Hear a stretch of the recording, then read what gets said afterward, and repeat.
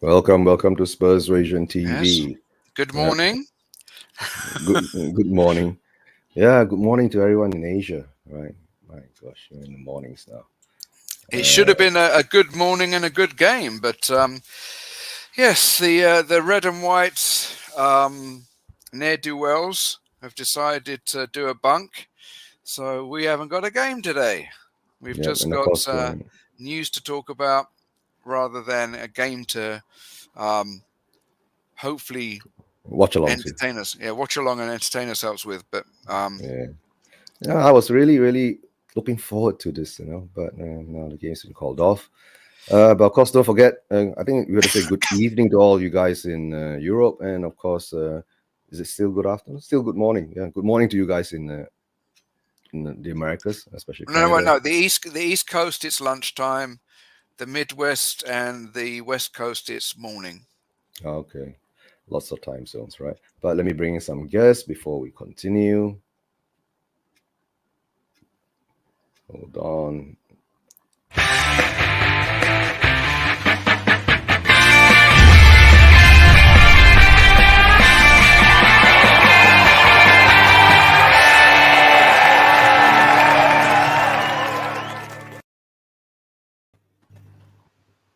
Hi, everyone.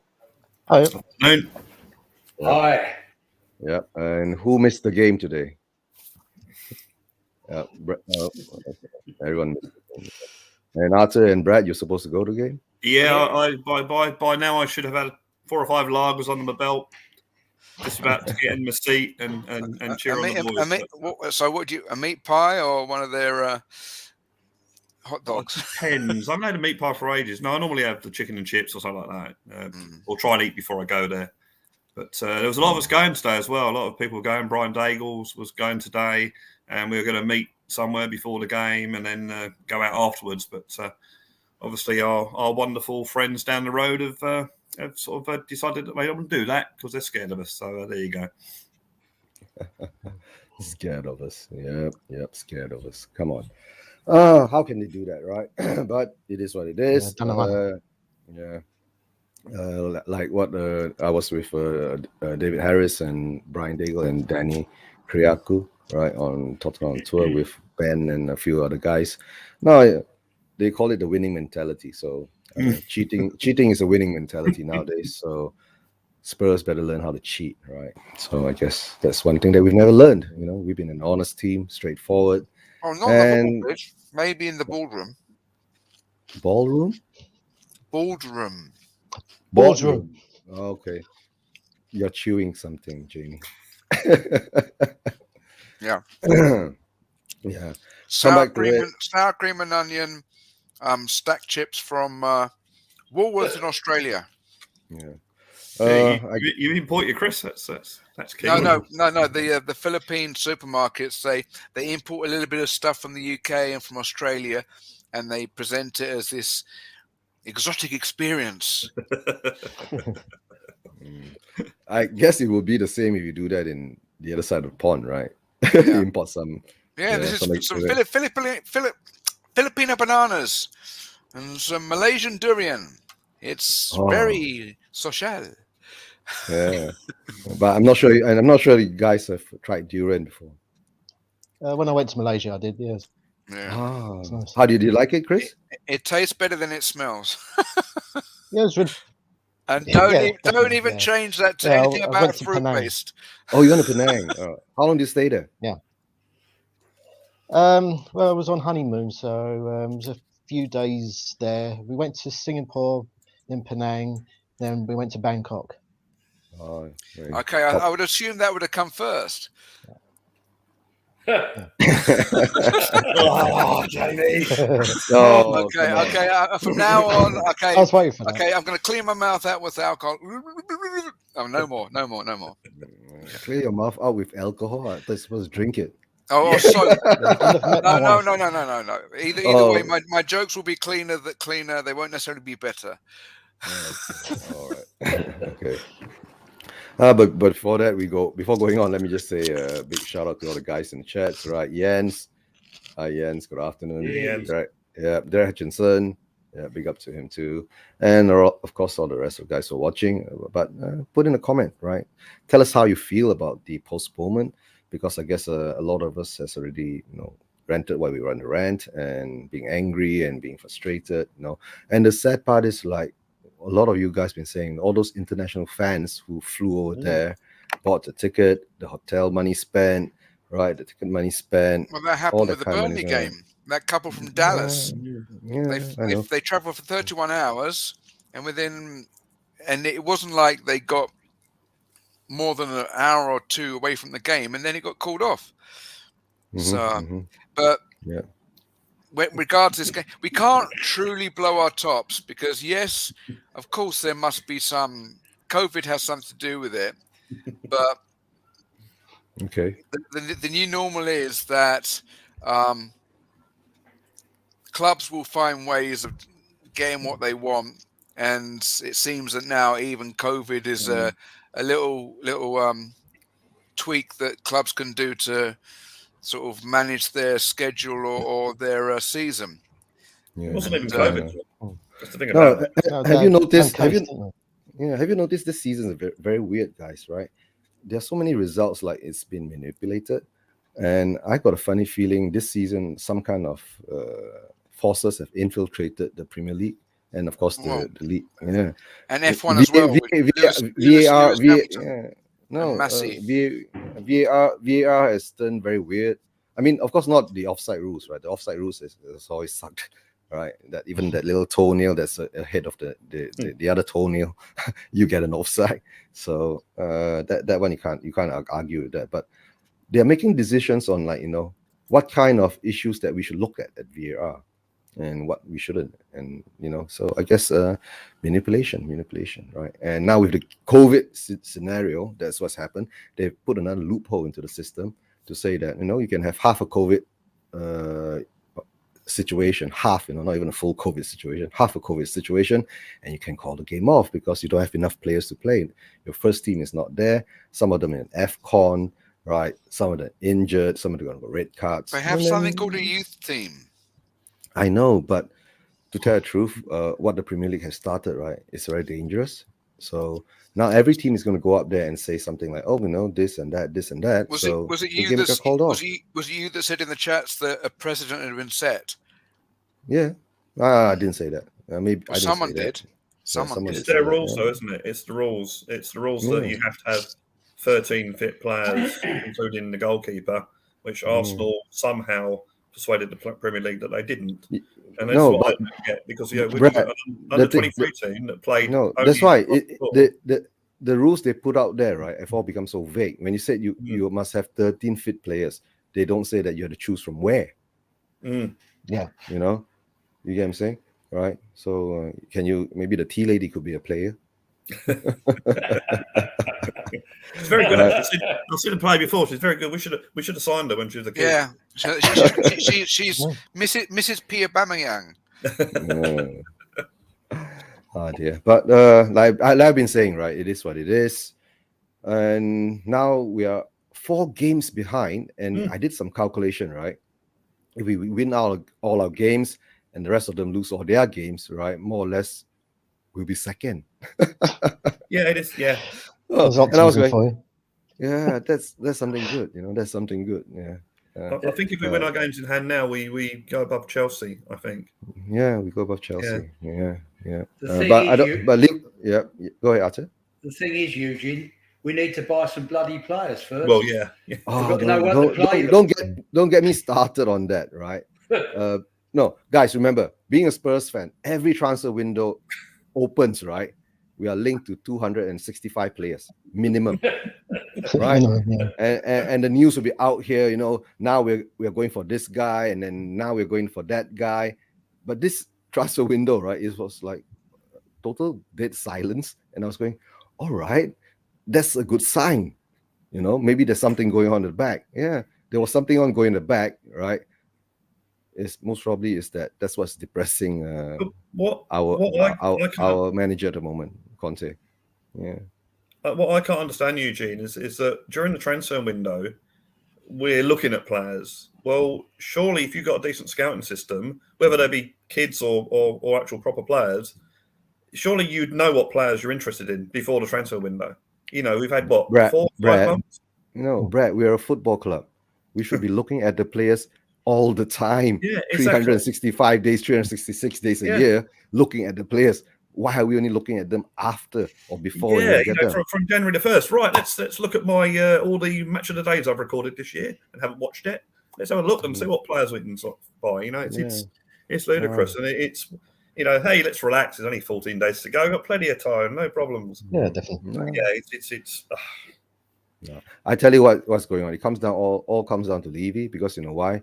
Every time when the scouting people go out there, they say, okay, we want this player, want that player, right? We're looking at this player, looking at that player, right? Then Levy said, just hold on for a while. I don't know what's my budget yet, right? But he does know his budget for buying property, though, right? Right. And while the news of having that 76 or 72 flats being built, yeah, I think plus a cinema. Why a cinema? Well, in fairness, and I don't want to ever come across as being a Levy and Enoch supporter, but that was part of the plans of the North, from as I understand it, that was part of the plans of the Northumberland development project, that when the stadium was going to be built, that sort of thing.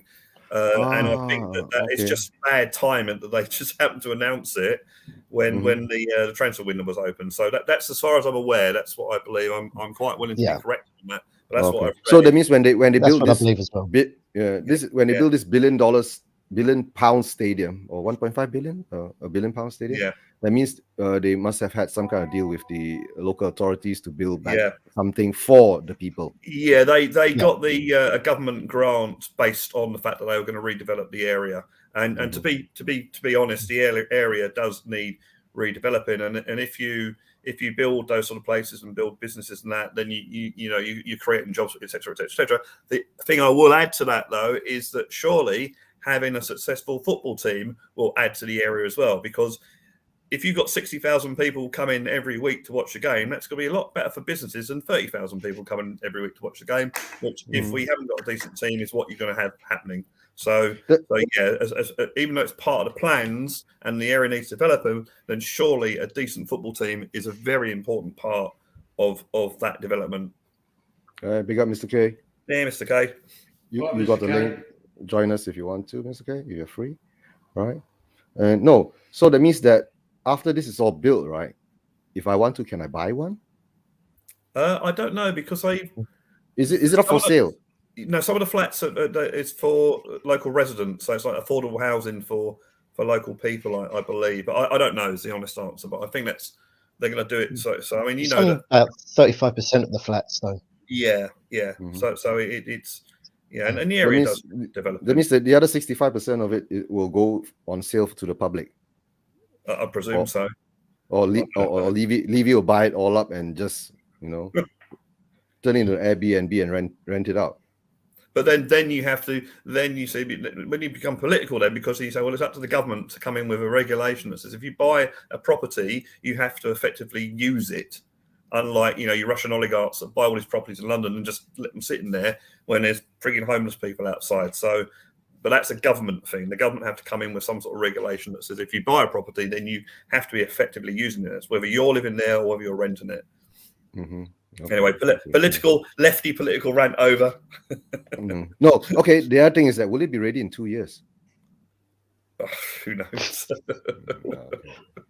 2 years time, maybe I'll buy one there and move to London. Yeah. Well, when it comes to the transfer front, all I'm seeing is apparently we're looking at Ericsson, but so are several other clubs. Traore is supposed to be our first priority for Conte, but then another story saying that there's been no dialogue.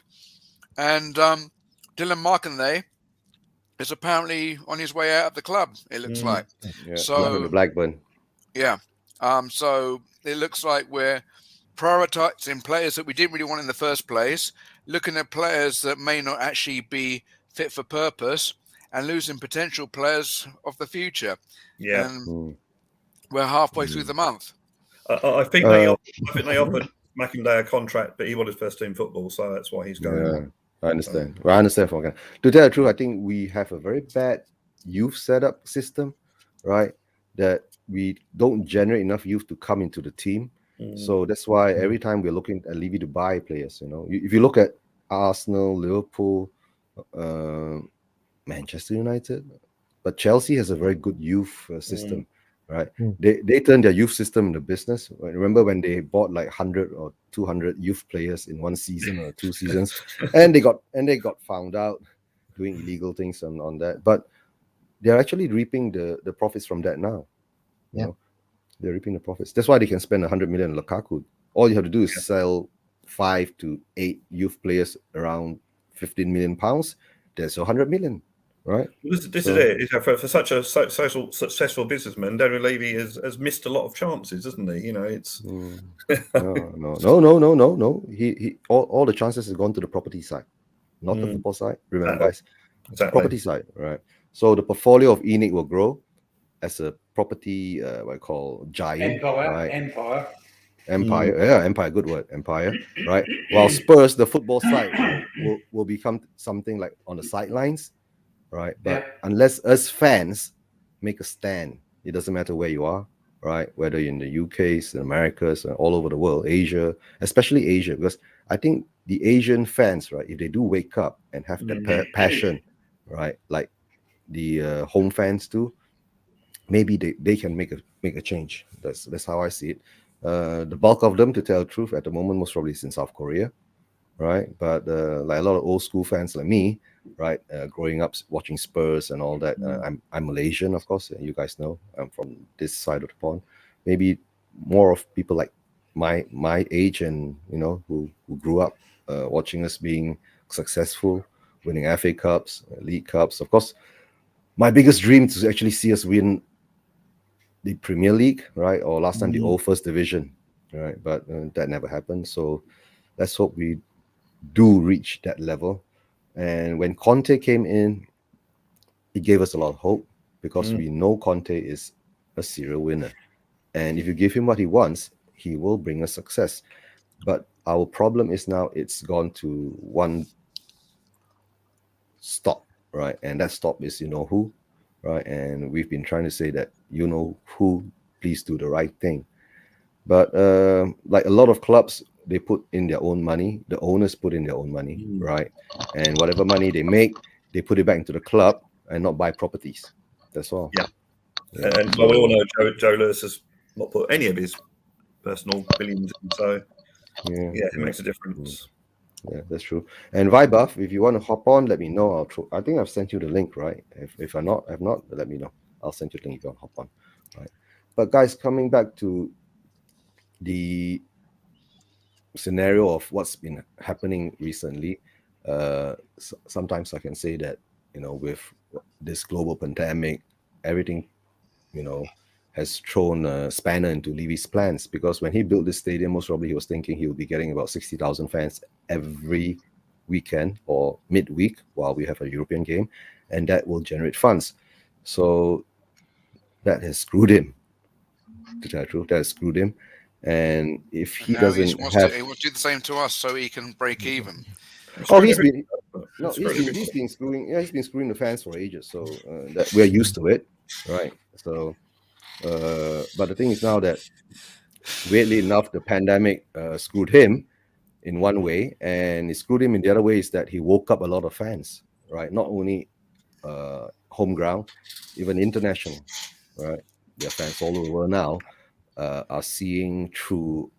I mean, those who take this as a passion, right, are just seeing through all his lies he's been putting out there all these years, right? And to tell the truth, me being an Asian fan too, at a certain point I was like, okay, we win, we don't win, right? But ever since joining this YouTube family and all that, the passion has come back, and like I said, we won a trophy.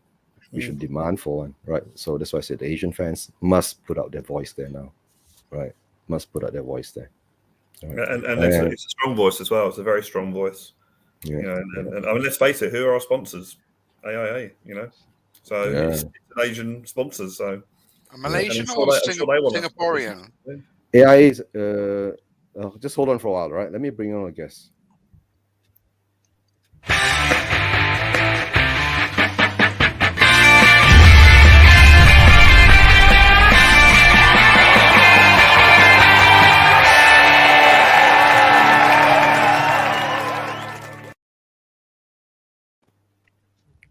Welcome back, Shannon.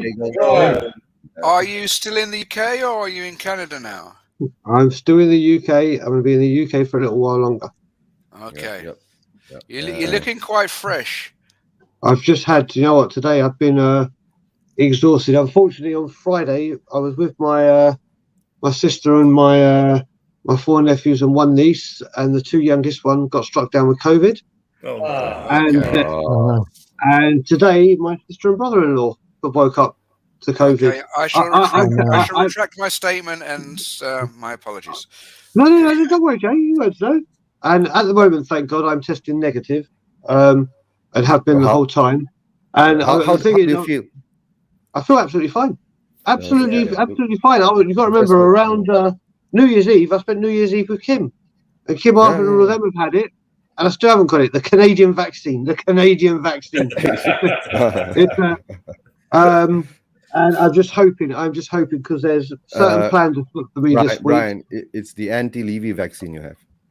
Yeah, it may be. Well, I'm hoping the Levy virus is stronger than anything else. Well, put it this way, mate. I'm just hoping, there's plans this week for me to take this edict out to the next level. So I'm just checking every single day. Just keep an eye out this week. There will be something in the offing, as long as I keep testing negative. I'm not saying anything, but you'll know about it. You will all know about it. You're going to paraglide into the stadium mid-game with a banner hanging from your legs. Leave it out. Well, do you know what? If we're playing at home, that'd be a viable option for me, but we're not. So it wouldn't really get the people that I wanted to attack. But I am going to Leicester. At least you'll get some good food. So yeah.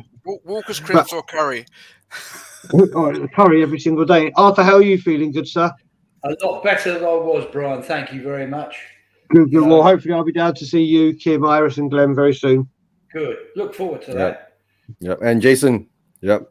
My boy, my man. Hop on, Jason. You have the link anyway if you want to hop on. Well, you know what it is? Right. With the Canadian vaccine, and Jason have asked for it as well, I don't know if you guys were doing it here, but by the time our first one came round, Canada was advising everyone and anyone to make sure you mix the second vaccine. So I had AstraZeneca for the first one and Moderna for the second one. My wife's had her booster since I've been here. I haven't had my booster yet. I'm going to see if I can get it done here. But literally, I have been, like I said, I've been around Kim, been around I've been around people, Colin, who recently had it and just got home. Nothing. It's Teflon to me, mate. I'm like the Hulk. You put that around me or put Levy near me? Either that or if you've lived somewhere so cold that the temperature's got to drop before it all clicks into place. But yeah, but Jay, it works. Although I speak to my wife now, and I speak to her yesterday. She was like, it was minus 19 degrees, and this bit freaks me out, and I don't understand how this even makes sense. Yesterday, the high was minus 13, and to me that doesn't even make sense. That doesn't even make right sense. High minus 90, minus that. But yeah, that's before the wind. That's before the wind chill. Yep. Let's hope that your future isn't John Carpenter's The Thing. Yeah, humans are always placed to high. For our in Asia, right? My high is 27 now. Shut up.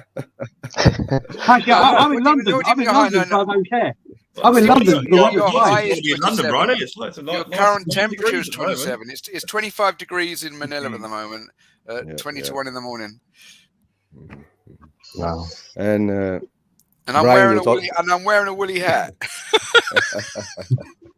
Good for you. And Brian, we were talking about what our great chairman's been doing, right?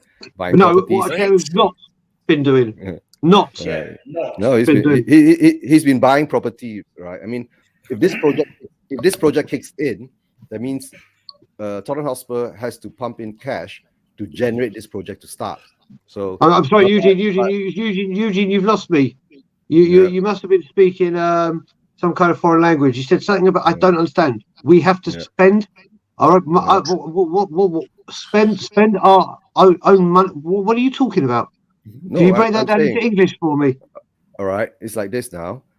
Since this Blah, blah, project blah, blah, started, blah, blah, blah, blah, blah, blah, blah. since this project started, right? That Yep. means Tottenham Hotspur, right, has to spend or has to come up with money to get this property project running. So say bye-bye to our transfer budget. Mate, That's do you what know I'm trying what's to been do. annoying? Do you know what's been annoying me as well? It's. I'm actually gonna. Do you know what? I'm actually gonna share a link with you, Eugene, via WhatsApp. And I want you to post it in the group. And it's actually from one of the Levy Outers that have started a change.org. Oh yeah, we know. We've already signed the petition. Yeah. From Billy, yeah? Yeah. From Billy. Yeah, From our boy he's Billy. he's one of our boys. Yeah, I already told him he's one of our boys. Signed it. Yeah.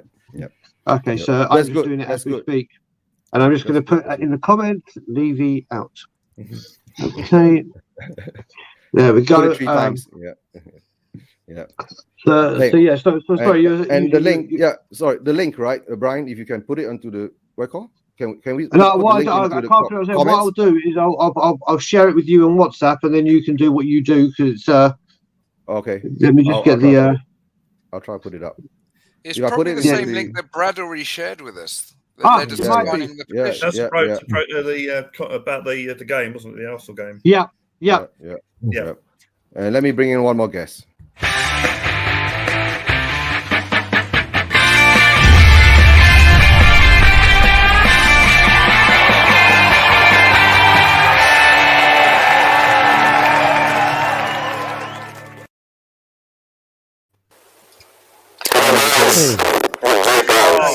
Mr. K, your audio is absolutely mussed up.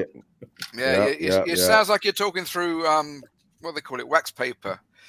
Yep. Your mic is out, Mr. K. Yep. And so is he. Yeah. Most probably, Mr. K has to go and get the mic back from his son. The son is using because he put in a message just now in the private chats. Yeah, my son has my mic. Typical. Yeah. Billy set up this change.org thing. So while you guys have a chat, let me see whether I can put it into the chats for the guys to sign on to it. All right. Go ahead, Jamie, take over. I just want to know if any signing, because the way it's going, it's just a player version of our manager hunt. Nothing's happening. It's all waffle, and Conte is not committing to anything beyond his short-term contract. The players we're chasing are, either, as I've said, not fit for purpose like Ericsson, or our focus is on players that we didn't want in the first place. So realistically, what is going to happen is Conte will walk and we'll be in a worse position than we was before. So what do we, do we hit the red button now, or do we hold What's off the red for another button? 2 If we weeks? push the interactive button, while the shows are on. What I want to say, sorry, Jay, I just want to see, this is, when it comes to this, and this brings it in, once again, Aston Villa and their director of football, Christian Purslow, has shown how a real football team operate. How a real team with class and think of the fans, most importantly, deliver a message to the fans. Once again, if you listen to that message that they speak, Christian Purslow, about getting in Coutinho and getting in Luca Digne, and what they want to do for Steven Gerrard and how they've gone about it, that's how a real team operates. That's how a guy who says, yeah, do you know what, you've come in, I'm going to back you, do it. They brought in Steven Gerrard, who they know has all these links. There's even talk of Suarez. And if Suarez comes back to this league, I guarantee you he will score. He will score for fun. But they've seen that Steven Gerrard has a worldwide web of football. That he can attract great players, whether they be aged. And he even said, listen, how rare is it to have a coach that has actually played with the player as a player because of where Steven Gerrard is, and they listened to him. They listened to him and said, "We'll get him." They've gone and listened to the manager, and they even said in the message, "I'm going to listen to what they asked the manager to take 6-7 weeks. Come back with us with a list of names, and we'll go deal with it." And they've dealt with it together. He's even said there's more to come, but this is how we operate. And what a message to inform to the fans that your director has come out when they sold Grealish and explained why and how and what the reason was behind it, and then come out today with no. And it wasn't he was forced to do it. He wanted to communicate with the fans. That's how a club operates. Well, that's what I mean. That's probably somewhere around what Levy somehow convinced Conte he was going to get, but what he's gotten so far is just a paper thin. Was it what they call it? There's a phrase about promises that are a pastry promise. Paper. No idea what you're talking about, Jamie. But let's just say Daniel Levy's word is as good as having a chocolate teapot. Yeah. Well, I'd have the chocolate, but only if it's Cadbury. Guys, just to let you guys know, right? I've put the link into the chat, if not mistaken. Right. So any guys go up there and sign that link. No, Arthur, was it a baker's promise? It's something about it's easily made, easily broken. Yeah, something like that. Yeah. Big up the Emzo. Right. Yeah. Leeds done us a small favor. Right. My dad's just walking past. Yesterday you got to see my mother on my channel, and now Eugene gets my dad. Dad, just come say hello. Just say hello, and then you got to say Levy out. So that's Kim's dad here, Arthur.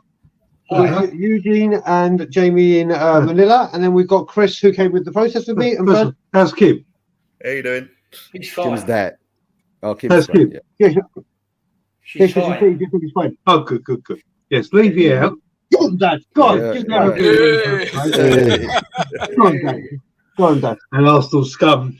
Hey. There you go, Dad. There you go. Go on, Ryan. See, the apple doesn't fall far from the tree. No.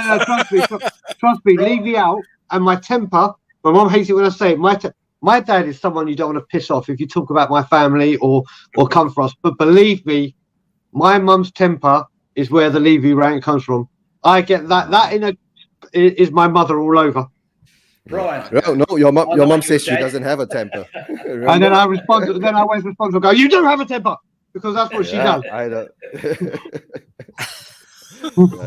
That was last night's show, right? Look, the facts is let's get this there. The facts is we all know Levy wants to spend money on property, events, media, etc. He's not interested in a football club.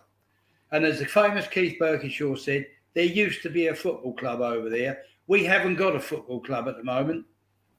And that's the point I was making earlier, is that the football club, if you're developing that whole area, the football club has got to be the centre point of that whole area, because that brings people in. It is admin-wise. Yeah, it's as I said, if you've got 30,000 people a week coming in, that's far less business for the local businesses than 60,000 people a week. And that's what's going to happen if we have an unsuccessful, as I've said before, an unsuccessful football team, and that ground will be half full every week. Yeah, but what you've got is you've got a bunch of bloody numpties running our club. There is the problem. They're not interested in football. They're only interested in property, big money, media, events, etc. Yeah, that's all they're interested. As Brian knows my saying, while the tills are ringing, everything's good in Levy heaven, right? And he doesn't care how he does it. We're just a bunch of prats, we are, because we're doing nothing about it. We're mumbling and groaning, but we've got to get up and do something. We can't let this carry on, else we won't have a bloody club. Just getting a drink. It's just over there. I'm still with you. All right, mate. Yeah. All right. Yeah. I mean, I'm sick and tired of my blood pressure going through the roof every time Levy's name's mentioned. He's a liar. He's deceitful. He doesn't come up with what he says he's going to do. You know, last time Brian made a big noise, right? All the fans kicked off. He got frightened. He went out and got Conte. What's he done since then? Well, we're going to have to frighten him again, aren't we? Well, he thinks, Brad, that he's appeased the fans, but he hasn't. Yeah, exactly. You need a team to grace the stadium, and we haven't got one. So you know what it is, Arthur, as well. When I think most people on this panel would have seen it and known it. On the 6th of January, I did a debate with Ben on We Are Tottenham TV about lack of transfers and that Coutinho had just signed for Villa and Trippier had just signed for Newcastle. And I kept saying till I'm blue in the face, I didn't want Trippier. I don't want Trippier. The part that I'm going mad at is everyone's telling me that you can't get La Liga winning, Champions League playing players out of a team to come and join Spurs. But lo and behold, all of a sudden Newcastle can. But then Spurs fans will hit you with, but they've got the money. And I'm like, well, isn't it ironic when you actually pay a player what he wants? Yeah. When you pay a player, it's like when you go for a job and you go, what's your minimum expectations? And just for shits and giggles, you say £15 an hour. If you go, well, I'll give you £6.50, you're going to go, well, what the hell am I going to do? No. It's amazing. And people have it wrapped around your head that you have to kind of pass from get the... So it was just going on. And then literally it gets to the point, people are like, oh, Brian, you're an idiot. It's only 6 days old. This window will be different. This window. I was like, mate, how many more windows have I been saying this for? How many years have I been saying this for? All right, I'm only granted I've only been on We Are Tottenham TV for a year and a half and YouTube. I've delivered the same message every single time. And the only time I've been proven wrong is when that bastard heard that I'd get a tattoo if Conte comes. And he listens to me. And he goes, all right, let's screw Daigle. And screw me, he did. Everything else. So I'd love to see what people with that debate in the comments, and now people are switching. After the Chelsea game, when I came back. Wait, I've got this now. Brian, all right. If we get Dusan in January, right, you're going to get a Spurs version TV tattoo. No. I've learned from my mistakes. So I don't put any more speakers like that. It'll be for Tottenham on tour. That's for damn sure. It's gone on like this, and here we are after the Chelsea game. I went on again. I'm sure Chris saw it, and I know Brad saw it. I went mad on We Are Tottenham TV when I got back from Chelsea, and all of a sudden things started changing. Like the comments, they even clipped my thing, and all the comments on YouTube. Brian, not so stupid now when he said what he said, is he? Or oh my God, he's right. Look. And then I woke up the next day to hear the stuff from Ali Gold that Conte could walk, or the players are scared. Hit the roof again, and then there's people in the chat going, "We must start to protest." And I'm like, "Must start? Must start?" I came back in September for this, and you're back again. The good thing is, the numbers have started to go up again. And this time, although I said last time we saw it in the chat, I'll be there, let's protest, let's do this. I seriously think, because there's a couple more groups that have turned up on Twitter that have reached out to Enoch out and are reaching out to me. And I think the numbers have got bigger. And like I said, just I'm not going to say how, when, what, where. People here may know what I'm talking about. But this week something is happening. Guaranteed. But not going to say when. Is it? Do you think it's just not to sort of fudge any issue? But I think the whole Levy situation has just turned the idea of come to Tottenham into a poison chalice, because they know they're coming into an absolute mess. Yeah, absolutely. Yeah. Brian, let me give a big shout out to seen Jenny. that one. Just recently followed me. I followed it back. Yep. Well, what's the name? That is. That's one of the new groups we're talking with. Yeah. One of the new groups. They follow me, and I follow them back. Obviously. Yeah, they follow me. That's one of them. So they popped up. Basically, if you see that Enoch out banner they've got on their that's the one we used at the NFL protest. Glory, that's our pictures. That was when I believe when I was I should be, if it's during the NFL, I'll be in that picture. But if it was before NFL, I won't be in that picture because I was standing right outside there with them. And if I am, I will be looking at the right. As I'm looking at the picture, I'll be on the right to middle. You'll just see my head if it was one when I was there. Yeah. But yeah, that's all. And then we were like, where have they come from? Why are they using our pictures? Yep, there we go. Yeah. There's me. Yeah. Just showing. There you go. I'm there for protest. I fucking stand there and do. So this is the thing. We've all heard this in the chat. That I'm coming. And all I can say, Arthur was going to come but couldn't for reasons. Obviously, Eugene and Jamie, it's a little bit out of the way for you. Brad couldn't come, but Chris could, and Chris did. Big up to Chris. And that's where I had the honour and pleasure of meeting him, and we stayed. I was staying in contact with him before it, but we stayed in contact outside of it. And then what you got to remember now is when you were just talking about if Conte walks, blah blah blah. Listen, if he walks, we have got one of the best form managers in world football right now. Yeah. And the other three are in the Premier League and represent United, Liverpool, and Chelsea. If Conte walks, which United are you talking about? MCT. Not United. City, Liverpool, and sorry. Thank you, Jamie. Thank you, there, sir. But yeah, the only way Tottenham Hotspur can go if Conte walks is down. You're never going to get a manager that elite in this modern day at this club. Again, Levy's self-interest is turning Tottenham into a poison chalice. It is a poison chalice, mate. I'm surprised if he leaves. What right man? Mourinho's come to this club, won a trophy everywhere he goes. Nothing. Conte could come, wins everywhere he goes. Hey, Kim. Nothing. Okay. If that happens, he's just called out it. Right. Okay. Darling. You okay? She can't hear you because of these.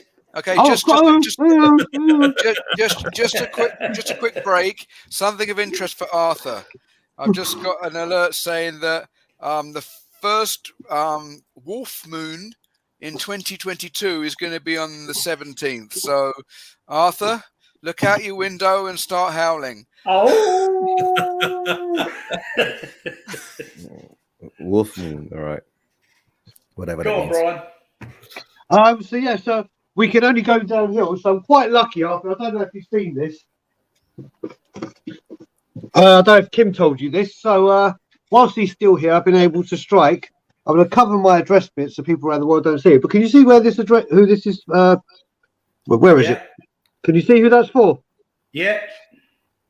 This is one letter for my boy Bobby from one Antonio Conte. Wow. Wishing him, because I reached out to Tottenham and told them the story and everything. And they're like, listen, we can't do anything in the grounds because I wanted to try and get a clap for Bobby or on the big screen. Yeah. But they're like, we'll get a personalised letter from Antonio to you. So he's going to wake up. He's going to have a message from Jake Livermore from me. He's going to have Antonio Conte, who is hopefully still at Tottenham. Oh dear. Because Bobby will wake up and go, so how's Conte doing? And we'll have to go, well, Brian. He's fine on holiday, yeah. Oh dear. Actually, Harry Kane does that sort of thing as well. Harry Kane does messages as well. Yeah. Yeah.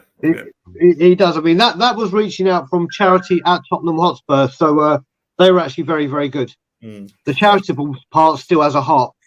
Probably the one last part of the club that does.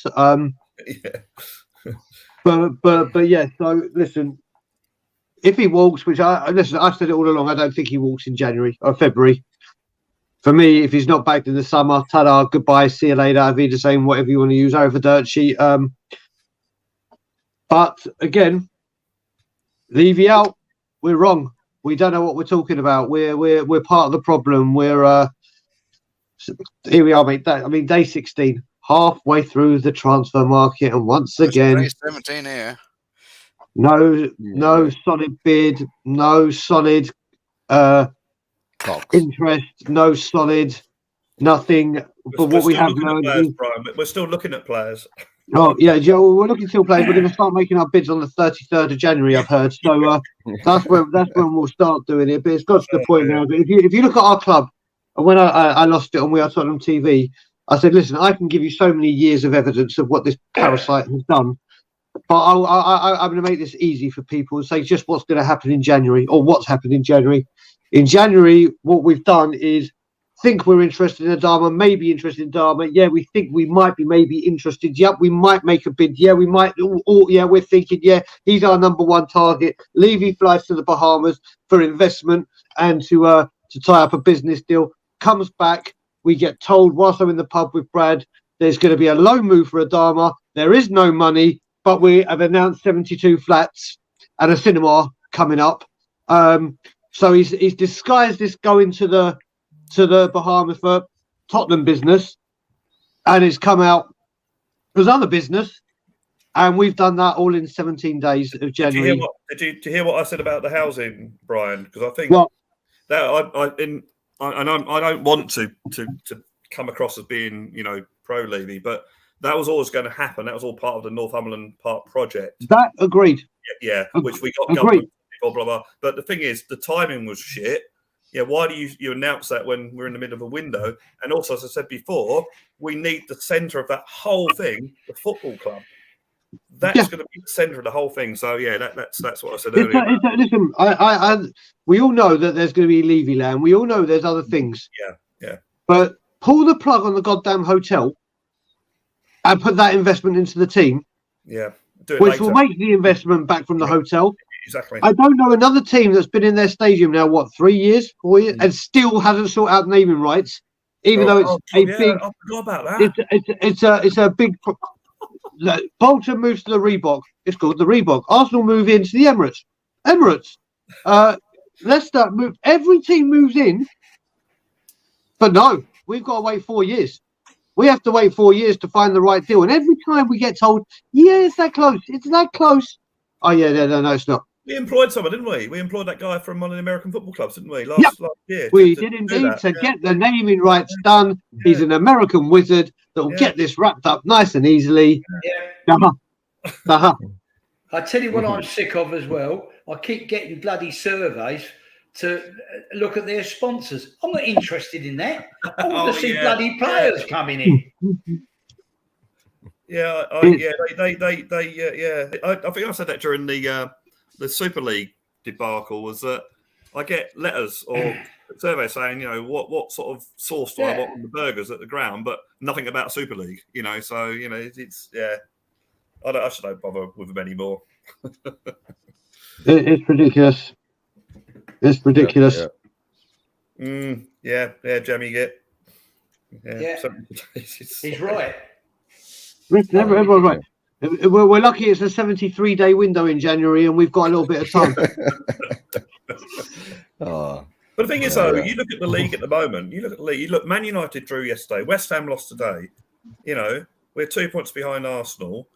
It's there for the taking. Top four is there for the taking. And 4 games in hand. Yeah, exactly. But the way things are going, when's the season going to end? July? To fit the fixtures in? Well, thing is, Jamie, we need to buy bloody players first to finish it. We need to think. That shower of shite we've got. You haven't got a World Cup in the summer or a tournament you need to rush everything through for. Also, if everyone's coming down with, apart from the fucking filth, COVID, and I say COVID for Arsenal because one case is not an outbreak, as we know, then shut down football for 2 weeks. Don't worry about where you're going to fit these fixtures. Don't worry where you're going to fit these fixtures in. For me, people's health and the well-being of this planet is a lot more important than if Leicester play West Ham. Leeds play West Ham or we play the filth. But I have a big question, Brian. Go on, buddy. How many palms did the Gooners cross? Listen, we were talking about this on my channel, the Irish channel, last night. David Dean is a huge part of the Premier League. Yeah. Now, this needs to be looked into, and I don't just say this because of Arsenal. Any team that has any representation from a former director or a former chairman or a former whatever, when it comes to casting a vote, on that particular team, your opinion is null and void. No, that's right. Absolutely, get out of this meeting. It's got absolutely fuck all to do with you. We're not having you influence it. I mean, we were doing the stream, and it got to the point where you look at it, and there's so many people that are involved in this, and it goes up the ladder. That there's people that have also, when we're on David's stream and my stream, we each had someone put in the comments, "I've just arrived from America for the game." It was called off whilst they were in the air. We had someone on David's show again say, "I was so looking forward. My little girl had gone to bed tonight," or I told her today we're going to the North London Derby. It's going to be her first football match. And obviously, no, you're not. And you got to remember, these people have worked hard. Money is hard at the moment, and it always is. But especially with COVID and people having jobs, I've been out of work for a long time. And you look at it, and people have been working extra hours to get this game. Yep. Or done shift swaps or whatever to make sure they can get to this game. What happens to all those hours they put in? What happens to all the time? What happens if the game's rescheduled for a time they can't get there? Well, it'll be rescheduled for midweek, won't it? It'll be rescheduled for midweek. Yeah.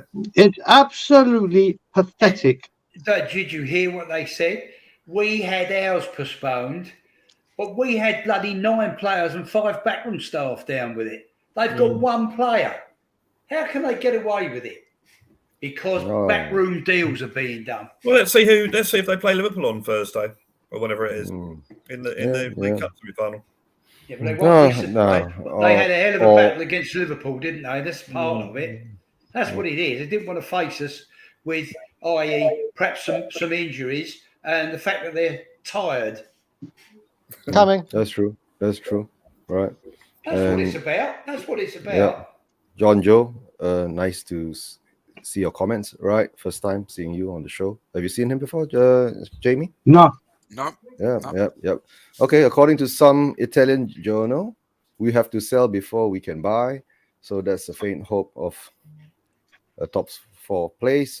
Well, and truly out the window and leaving that SERP to the Gunners to buy. Yeah, think about that comment from John Joe. You can say that, but the problem is we stuff up selling players as well.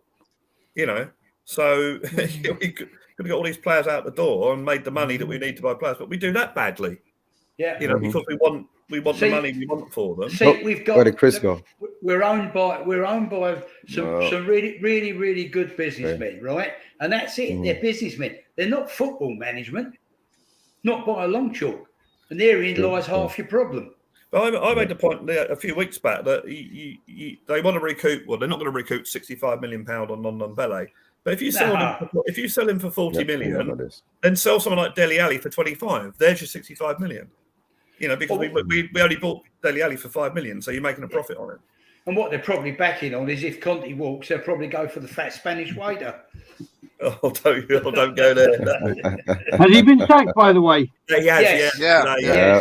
We heard about it just as the before the broadcast started. Yeah. Okay. Yeah, that was obvious. Yeah. Very obvious. Great decision. Appointing an ex-Liverpool manager and wonder why they don't win any game.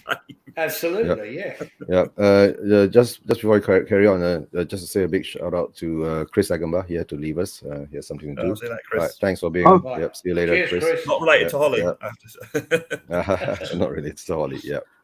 A long distance cousin could be. Yeah. But guys, coming back to this, 16, 17 days, no players in yet. We have to sell before we can buy. That's has always been Tottenham's plan of doing business on players. So we always basically been selling to buy. Conte under false pretenses. No, that's what I've been saying. Yes. If Conte feels that he's being conned in any sense of any way, right, he will walk in February. That's why. You see, that's why we have to get someone in for him. I'm sure he has already. Remember, Listen. There's an old saying, right? You can fool some of the people some of the time, but not all of them all of the time. And we're all just waking up now. There's others here on this show who have been awake since the inception, right? The others now, the people that didn't believe it, are now beginning to come round to the idea that our friend Brian Mr. Daigle, was correct all the way through. That's true. That's true. All right. As for things going on now, players that we don't even actually know what players Conte want. Conte has never actually indicated who he wants. Well, the belief is a right wing back, isn't it? A striker and a box to box midfielder. That's what the belief is. Yeah. But that was another, like the other day I was watching, is just another news article that came out that when Conte had a meeting with Paratici and Levy, and that's what's leaked out or somehow or another, right? So everything that is being leaked out of, the stadium, we never believed it. I've never believed it, right? Every time there's any information coming out from there, it's hardly ever true. So now we've come to the point that, like we've all been saying, we've got one of the best managers in the world, and we could see it in how he changed a lot of the players that we didn't actually want. Come on, we are at this moment now. We're talking about Ben Davies being good, Eric Dyer being fantastic, right? Sanchez might have hope, right? Before Conte coming in, we were saying get them out, right? So, and I think more or less it's been very weird, right? I've been saying this for a long time. Before the transfer window, Conte has always been very positive. He's been always answering questions from the journalists, very direct and honest, right? But once the window opened, right, you could see that he's changed. He's answering questions very vaguely, and he's going round and round and round. He's like avoiding the question, the answers to the questions, and he's been like going in circles.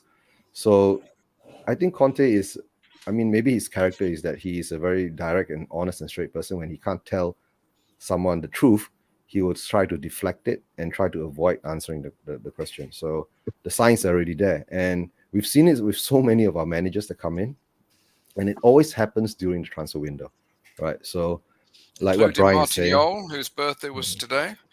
So happy birthday, Martin. Happy birthday, Martin Yole. My father's as well. Well, had he? Oh. Yeah. Well, if he was still alive, it'd be his birthday today as well. Okay. Happy birthday, Mr. Matthew Senior. Sorry, I was reading on Twitter. I don't know how credible the source is. Hugo Lloris has signed close to signing a 2-year extension. Right. Wow. Oh, we heard Did that. You hear that? Did you hear that? I heard Hugo Lloris in 2 years. Yeah. Kim said something like, not sure how credible the source is, but news is that Lloris has signed a 2-year extension. So as I called it once again, in the second half of January, here we go. Hugo and Harry sign new contracts, and there's your transfer activity. Here we go. I think I said that as well, Brian, as well. That they'll announce it to the end of the window, so everyone's going, Hugo's on the new deal. Yeah, it's Tottenham all over, and it's Needham all over. It happens every year. It's incredible. Yep. And Alan is saying that I'm getting there, Brian.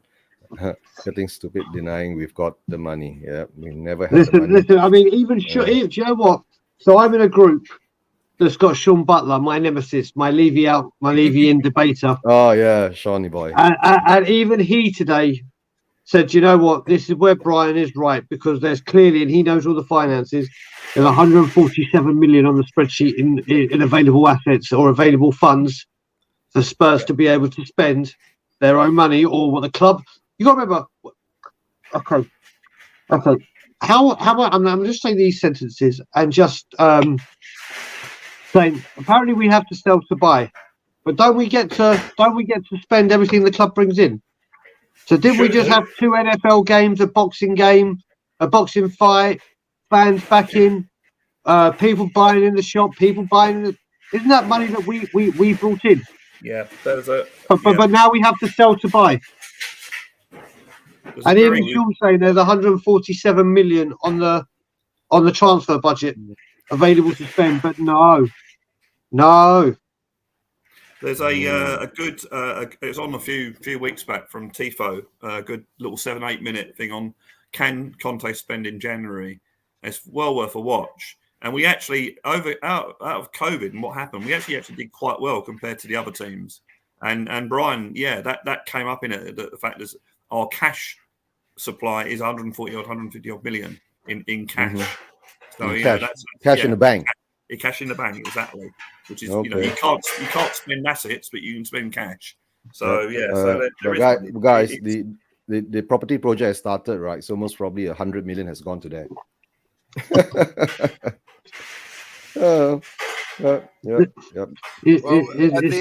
The optimist that is the Yid kid, he's posted something about what would a team like this achieve, and he's included all the speculations of Traore and Dybala and who's the Inter Milan centre back that Skriniar. No, not Skriniar. The other DeVril. one. DeVril. I did hear though that Romero back in training. Yeah, DeVril. Yeah, no, that's good. But what you got to also remember, people have also got to remember when it comes to this summer transfer budget, that we're going to go big on, and this is the window because this time, 8900th time works a charm. What you got to remember is whether we sign a Dharma or not. Let's just say we do. Let's just give these Levian people woohoo! We signed a Dharma. Woohoo! It's all good. And it's a loan with 20 million obligation to buy. 70 million of your transfer summer budget has gone on funding Romero and Traore. So then they'll go, yeah, we spent in the summer, we spent 70 million and now we've lost out money. Now we got. Watch this space. Listen, I don't know how long I wait until this transfer window to say, told you so. Or just what we have to say, because people think I just come on and people think I just want myself to be right. I don't want myself to be right. I don't want to be saying this shit. I don't want to be saying this. I'd rather be saying, you know what, we've had a great transfer window. We've done well. Let's crack on. Top 4 is on the way. I can see it. The manager's being backed. That's what I want to be saying. Yeah. So we're at halfway points, aren't we? Today's the halfway point. We're over the halfway point for January. Yeah. Let me read out this comment from Adi Aizuddin. Right, most probably it's from my part of the world. I'm not sure whether it's from Malaysia or whether he's from Indonesia, or he could even be from London. Right, he's asking, would you be happy from India or if Pakistan? He could be from Adi Aizuddin? No, East I Ham. don't think so. Yeah, most probably Southeast Asian side, if I'm not mistaken. Carry on. Would you be happy if Paratici signed Ericsson and Traore this window? No. I've already answered. No. No. Second-hand goods again. Yeah. No. I don't mind Traore, right? Traore could give us something different, but Ericsson is still a bit dodgy for me. Right? If Conte a bit wants dodgy. Traore, then Conte wants Traore, yeah. Let's take a few seconds just to discuss that point. Adama Traore, Mr. Muscle Man, Mr. Vaseline Muscle Man. He's full of running, but there's no end product. Why the bloody hell do we want to buy him? Well, he scored yesterday, though, Arthur. He scored. Yeah. What? Did he? Yeah. Hang on, I'm just going to fall off the chair. Good God. No, that goal is going to cost us another extra 5 million. Right? And Levy's magic number has always been that 5 million that he can't push through. Yeah, he won't. And we're not, and we won't get him in the end. They're going on about Traore, and yet all the sources out of Wolves, like the manager, someone close to his agent, or somebody who knows him, said, no, he's staying. He's not going anywhere. So, all this talk that we're trying to sign him, well, they're just saying no. No official bid made. But why don't we go? Why don't we, even if it's on loan, just get a striker from the Championship in as just someone to help us if Kane gets injured? At the very least, we just have no ambition. End of. No, it's. You look at Man United. They signed, I think it was what's his name, that Swedish player years and years ago on a free transfer, didn't they? What was his name? Ericsson. No. Yeah. What I mean? Henry Ericsson. No. What's the guy's name? Yes, I know it's Swedish guy. Yeah. And they just signed him on a free, and he made a difference. That's all we need to do to just push us over the line into top 4, which gives you the guaranteed income of the group stages. And it's only going to take 2 or 3 players. That's all we need. Someone in there. I mean, I'm worried about. I am honestly worried about our winning mentality because we've done well under Conte, but we haven't really beaten anyone of note. Yeah, we played well against Liverpool, but our last 2 big games against Chelsea, we've been awful. So, listen, did you realise that Coutinho scored one and set one up today? Yeah, I'm staying very quiet with that because apparently he would have been a good fit, and he's passed it and he's done, because we lack creativity. So why sign someone with creativity who comes on in 15 minutes against Man U and creates one and scores one? Yeah. But no. I know. I'd rather Coutinho than nothing. Yes. Yeah. Henrik Larsson. Eric Larsson. Yes, Henrik Larsson. Yeah, big up Enzo. Thanks Enzo. Well, they even signed Cavani. Scott M in the house. Big up Scott M. Yep, Henrik Larsson. Yep. No, I mean, we haven't signed a backup striker or a striker or someone to help Kane out for the past 5 years. Oh, God, right. Yeah. We've needed someone to back him up for that long and more, and we've not done anything about it at all. Yeah. Just let him soldier on, injure himself. Yeah. Oh, now he's totally burnt out mentally and physically. That's it. And that's what's happening to Son too. Don't let me go there too, right? I guess what Spurs does is that we bring players in, we use them until they run out, suck them all dry, like what Levy does to us fans, suck us all dry, right? So, and that's it. In the end of the day, we get stuck with them. We can't get rid of them because, I don't know. Imagine if Kane, right, has this bad. Let's consider this season as a bad season for Kane, right? And imagine if the next season is another bad season for Kane, right? Kane won't have the value that he has on himself now. Right? The problem there, if I can say so, is what our strike force was 2-pronged, right? Yeah. One of them is out injured.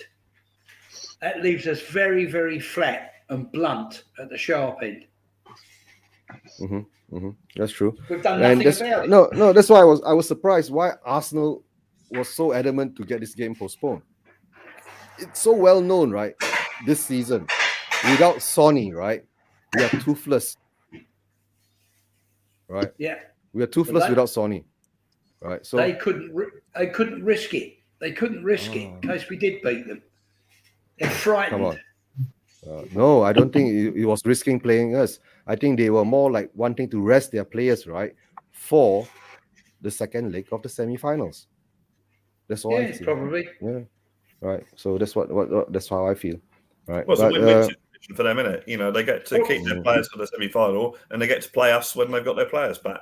Although we'll have our players back, but let's see how it goes, right? But don't forget, we do get an extra 3 days rest against Leicester, but of course we're playing them away, right?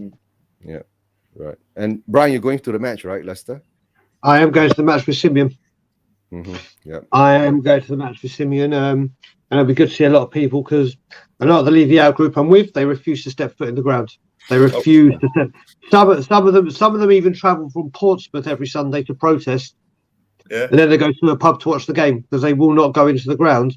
But what they will do is they go to the away games. Right. Yeah. So there's a huge crowd. There's a load of people that do that now.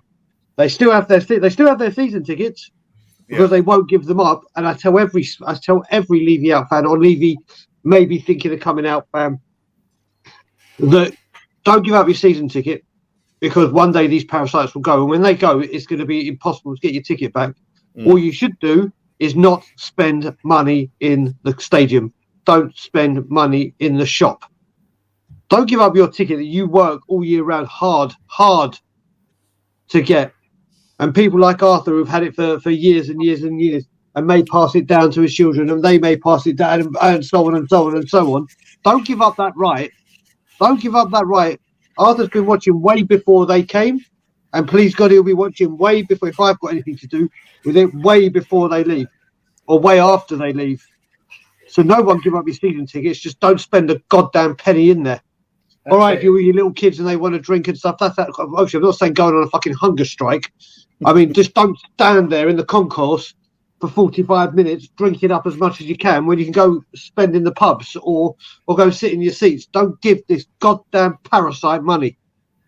part of that survey I was telling you about, Brian, it asks you in there where you eat. Yeah, and Yep. I said never in the ground. Well done, sir. Well done, sir. Well done, sir.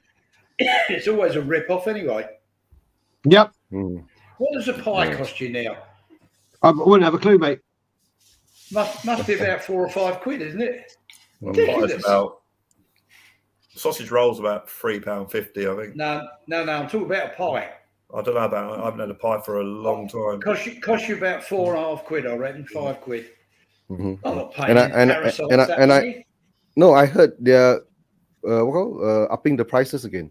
I'll tell you what they have done. That when they did the before the stadium opened, when they had that sort of open day, where about 3,000 people went there, myself included, and I had the burger. I thought, well, actually, burgers are quite nice. The last time I had a burger there a few weeks ago, it totally changed. It was just ordinary again. It was like, hang on a minute, this wasn't what I had, at that open day. And also with the beer prices, they've gone up as well. When the shop first opened, the actual price of a pint was actually quite comparable to what you'd pay in central London. You very rarely get a pint under £5 in central London. They were charging £4. So I thought, okay, yeah, £4 a pint, yeah, that's reasonable. Now the beer prices have gone up, so yeah, it's. So where he's treating it like a financial situation. It gives you the nice rate when you first get the credit card, but then suddenly the interest rate goes up, and you're in stuck. They send me through every so often, the products in the shop. Yeah, I looked at the price of one of the shirts. It was £105. I said, you must be joking. £105. I want to know what. Yeah, that's what they're probably because they're called replica kits, and you can buy the Premier League kits, can't you? Which is that's right. I wonder what the difference is between the two of them. Don't know. An extra label. yeah. Hand woven, maybe, I don't know. Yeah, they're crooks. Actually, Ricky Jens just said 70 quid free beers and bill of it. That's the number 8, isn't it? I think now is that the number 8 pub? Listen, I mean, Brad will vouch for this as well. For the game against Chelsea, I went to meet Chris from Let's Talk Tottenham, and Graham, another part of Levy Out, and we actually went to the Beehive. Yeah, and I don't like going to those pubs that are all like where you can't move and you like this during match. They like the number 8 bar and everything. And Brad feels the same way. Yeah. Brad doesn't. He doesn't like. And we went to the Beehive. First of all, what a lovely little pub. And it's so far out that it got busy near the end, but it was no way that was it. It was, and it wasn't that expensive compared to right next to the ground. Next to the ground. So I think what will happen is. That might be when I'm going up to a regular meeting place. But yeah, it's a nice little walk to the stadium. It's a little bit further than I normally walk when I get off at White Hart Lane. But it's a nice pub. Yeah, there's some good people in there. We had a good crowd, and then we just walked out. So it wasn't that expensive in there, was it, Brad? No, it wasn't at all. And it was also got a really nice beer garden there as well, which obviously, when it gets warmer, will be really nice. And smoking. It's got a smoker. It's a lovely. I want to pick up the Beehive because it's actually a really nice little booth. And also, if you go to Tottenham Hale Station, it's probably closer than White Hart Lane Station. Or Bruce Grove. Yeah, or Bruce Grove. Yeah, I mean, the problem with Bruce Grove is you need to get the train that stops at every bloody stop, which I hate. I want to get on the train and not stop until I get there. Sort of thing. I want express that goes on the bus and doesn't want to pick up passengers. But yeah, no, that was a nice pub. That was a very nice pub. Yeah. So coming back to where we are now, right? Brian has his plans for next week, right? And, this week. Also, this week. Yeah. Oh, sorry. Yeah. And let me just say, if it's still this way come transfer deadline day, transfer deadline day, expect a spectacle. When is the deadline day anyway? When is the actual day? 31st of January. Oh, it is 31st, right. 31st January, 31st of January. 11 p.m. 11 or something. p.m. Yeah, 11 p.m. yeah. If we haven't got quality, and I don't mean we go and sign a guy from Fleetwood Town or Fleetwood Mac or someone from, like, I'm talking quality. I'm talking quality that that Conte can get around. Boy, expect fireworks. Literal. On that note, gentlemen, I have to say good night because my dinner's being served up. Okay. That's okay. It's only All right, 1:30 in Arthur. Manila. Arthur, See sir. ya. Arthur, take care. Good We'll luck, catch up all. with you later. And you, Brian. All right. Enjoy your grub. At least Enjoy your lunch. enjoy Sunday. Lunch or Dave. dinner. Enjoy your dinner. Enjoy your Sunday dinner. Bye. All right. Bye-bye. See you later. And Arthur. Yep. Who was it that put the conspiracy theory? Was that you, Eugene? The conspiracy theory that they're going to that Daniel Levy is involved in the postponement because he wanted to postpone the Arsenal game until the 21st of February because that's the day after Brian's gone back to Canada. So do you know what? I said this, but the thing is, we're playing Man City on the 19th, so technically that's not happening. So, Yeah. so that's good. But do you know what? I swear to God, and I'm saying this now. This is just because I have such a whole. Everyone knows I have a pure agenda. There's no getting away from it. I blame every fucking. The fact that today's Sunday is Daniel Levy's fucking fault, in my opinion. The fact that tomorrow is Daniel Levy's fault. But it's got to the point where I would have thought he would have fought to get this game. Like, where's the evidence? Like, all this stuff that's coming up now, he should have been doing. And I'm convinced that he wouldn't have wanted the game to go ahead because he knew what was coming if it was a bad performance. Possibly. If it was a bad performance, you can look at it. You can look at it now, saying that they were a depleted team that we're going to beat them. But can you imagine the banter we would have got and what it would have kicked off if they played a very weak and sit side and we lost? That's the only thing worrying me about playing an understrength Arsenal team today was that hang on a minute, Losing to an understrength what Arsenal the football team. about here? I tell you, the fans will go crazy at home. Mm. Imagine. Yeah. I have a very close girlfriend who's an Arsenal supporter. I was WhatsApp, and she's a lovely girl, and she's a very fair Arsenal supporter as well, if you can believe that. And I was having this conversation with her, and I basically said to her, whenever they replay this game, it's going to be, let me say, a little bit feisty, I think. Oh, but the problem is that our players haven't been feisty for a long time, Brad. Well, That's this the is sad what part, worries me as well. Yeah, I mean, we're talking about the Battle of the Bridge the other night. Yeah, the other night. Yeah. We've lost our aggression somehow, another along the way, right? We've all just become like, I don't want to say that word, right? So you know what I mean. But somehow or another, I think Conte is trying to bring that back, and he can't find that fire or the spark in the players that he sees in him, in his team that he has. So I guess that's why he keeps saying that we are very far away. We're very, very far away, right? Serial losers at the moment. That's the unfortunate truth of the matter. I've seen us lose so many semi-finals and a couple of finals. We're serial losers, and it's got to that stage now where we need to get them out of the club, get new players. Yeah, but the thing is that we don't sell players when they are at their prime. Right, we keep holding on to them until they become the value. There's no more value in them anymore, and they're not performing, and they become disheartened. And when the fans jump on their back, and it gets even worse. I mean, I understand to a certain point, right? All players are human too. They have that mental stress, that mental, that kind of thing that happens to them. And imagine 40,000 people shouting at you, cursing you, and it's not a good feeling, guys. But the thing is that, how can you support a player when they are in that kind of ilk? You know what I'm saying? So it's time to move them on. See, but the problem is that if Levy can't get the price that he wants for them, he will never let them go. That's the problem. That's the problem. That's why the sell to buy thing is all part of the issue. Maybe you do have to sell to buy, but we don't sell. The issue is the philosophy of the club. You see, our business model on football is. All the chairman, all the club the chairman running the club that we have now, the philosophy is that every player that he brings in, he tends to try to make a profit out of them, and he doesn't like to take losses. So when you have that kind of mentality, right, you will never improve. That's why we've been stuck for 14 years, and for 14 years, Brian has been saying that, right? That he's been saying that for 14 years. So the thing is that while that is happening, he does a lot of magic. Illusions, hands, sleight of hand, while he's doing one thing on this side, you can't see him doing another thing on the other side. But he's appeased a lot of other fans too, in a certain sense that he's brought stability to the club.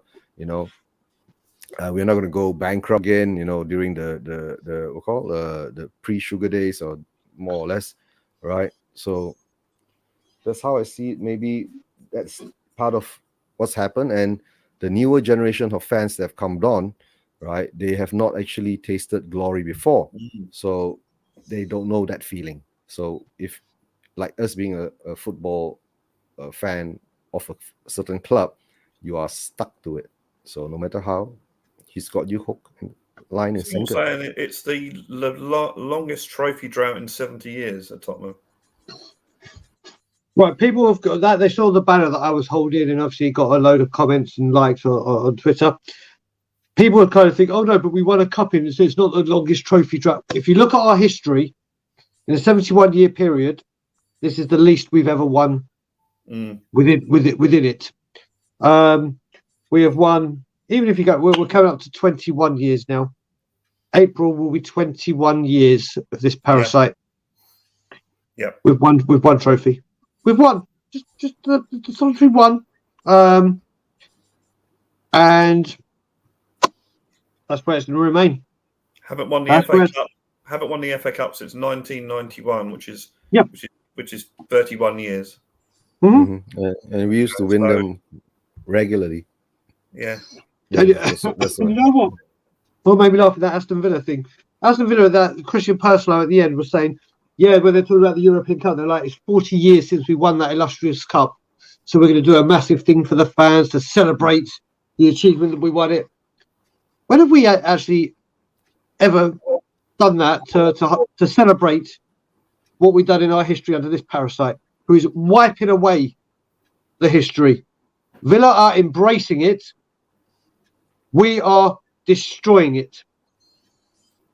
They've done a few. I think they've had various things on the double winning team, haven't they? I think, but nothing official. It's been, club program or whatever. I mean, this is a guy that still hasn't personally come out and said anything about Jimmy Greaves. No, forget the statue. He hasn't even personally come out. No, and you'd think the chairman would of any club would say that. He hasn't even had a statement out officially. He hasn't even said anything. My gosh, what a... The club have. The club have. He hasn't. Players have. He hasn't. Players and managers from teams that he played against have. Yeah. He hasn't. Yeah. TV personalities have. Yeah. He hasn't. Fans have. He hasn't. It's all right. It's all right. It's all right. We can get. It's all right. It's okay. We can. If we can't get tickets, we can all go watch Spurs in 6D in our brand new cinema on the widescreen, and it's all good, but it's all fucking good. I think the opening show on the new cinema when after it's built, right? It'll be, there used to be a stadium there. There used to be a football club there. I'll tell you what it's to be a new Amazon documentary, but instead of All or Nothing, it's just going to be called Nothing. Nothing. Oh dear. We're going to get myself a drink. Hold on. Yeah. You do that. When you come back, I'm going to put my camera away because I'm going to go downstairs and have a much needed. Funny enough, whenever I speak about Levy, I need a cigarette. Yeah. I don't know how that happens. It's the correlation. Levy's bad for your health. Yep. So I will be, once Brad gets back, I will be back to all right. To carry on this discussion, brother. I must say, first of all, it's good to be on the channel again because I think I've gone absent or not absent, but obviously I've been doing a lot of things here in England. I haven't been able to hop on, but yeah, I'll start making more appearances as and when I can. Oh no, I've come on when I was on in midweek, wasn't I? I came on before Chelsea. Yeah, you came on. Yep, you came on with Chelsea. Came on before Chelsea. Because I haven't been on my own channel for some time. Well, you haven't been on your own channel. It's pretty hard for me. What the hell are you drinking? WD-40? It's driven me to drink paraffin. No, it's actually antifreeze. You're drinking antifreeze. Yeah, it's no. It looks like that one from the 80s or 90s. Taboo.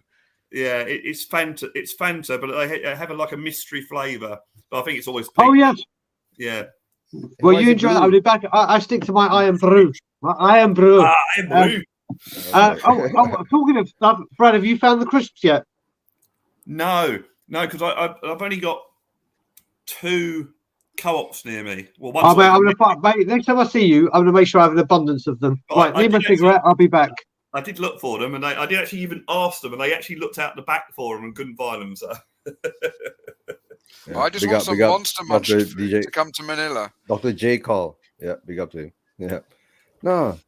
And What's, blue color. What does it taste Huh? like? Now, have you seen the avatar for? Yeah, I don't know who's done that.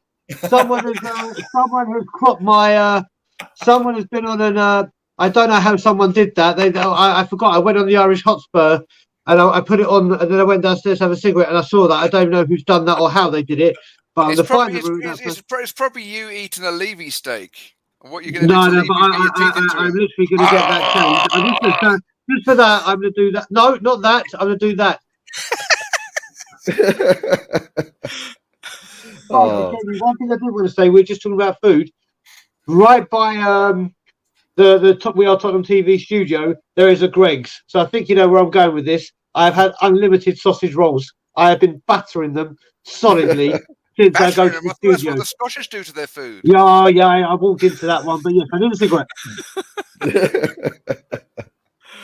It does.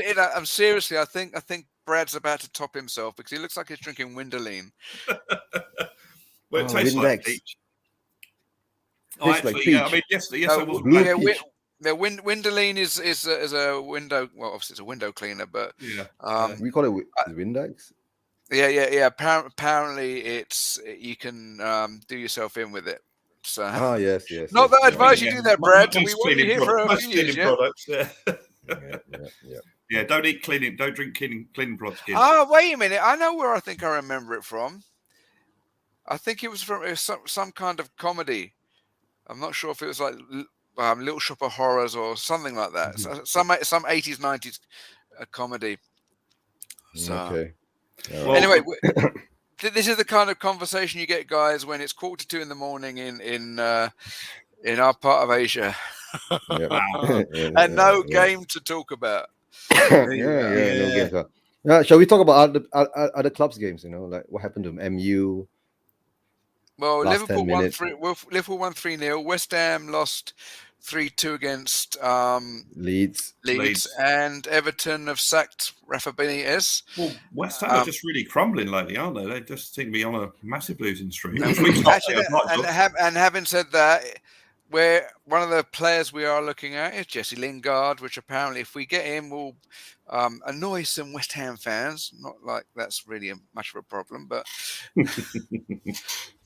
But we won't get him January because guess what? He's free in August. yeah. We only want to get the free players. That's all. All right. We don't want to spend money.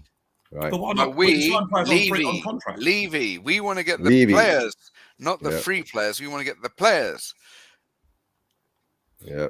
But surely we can get players on pre-contracts if their contracts end in the summer. We can sign them up now. We're 6 months in. We can talk to them, and we can get them on pre-contract. Surely, I'm sure that's a thing. Mm-hmm. Adi's asking this question, right? Barcelona CM Ricky Puig. Right, Puig. He's like the Brian Hill of Barcelona. He's a player that's not fully developed yet, but he's got lots of promise. Well, And one for the future. No. He's not bad now. He would certainly be a nice little stopgap for us, which we could hopefully cultivate into a cultured player. So yeah, I wouldn't say no. The problem is though, Jamie, is that we need players to hit the ground running now because. Well, no, he's in the first team. He's getting first team action for Barcelona, which isn't as grandiose a statement as it used to be, but.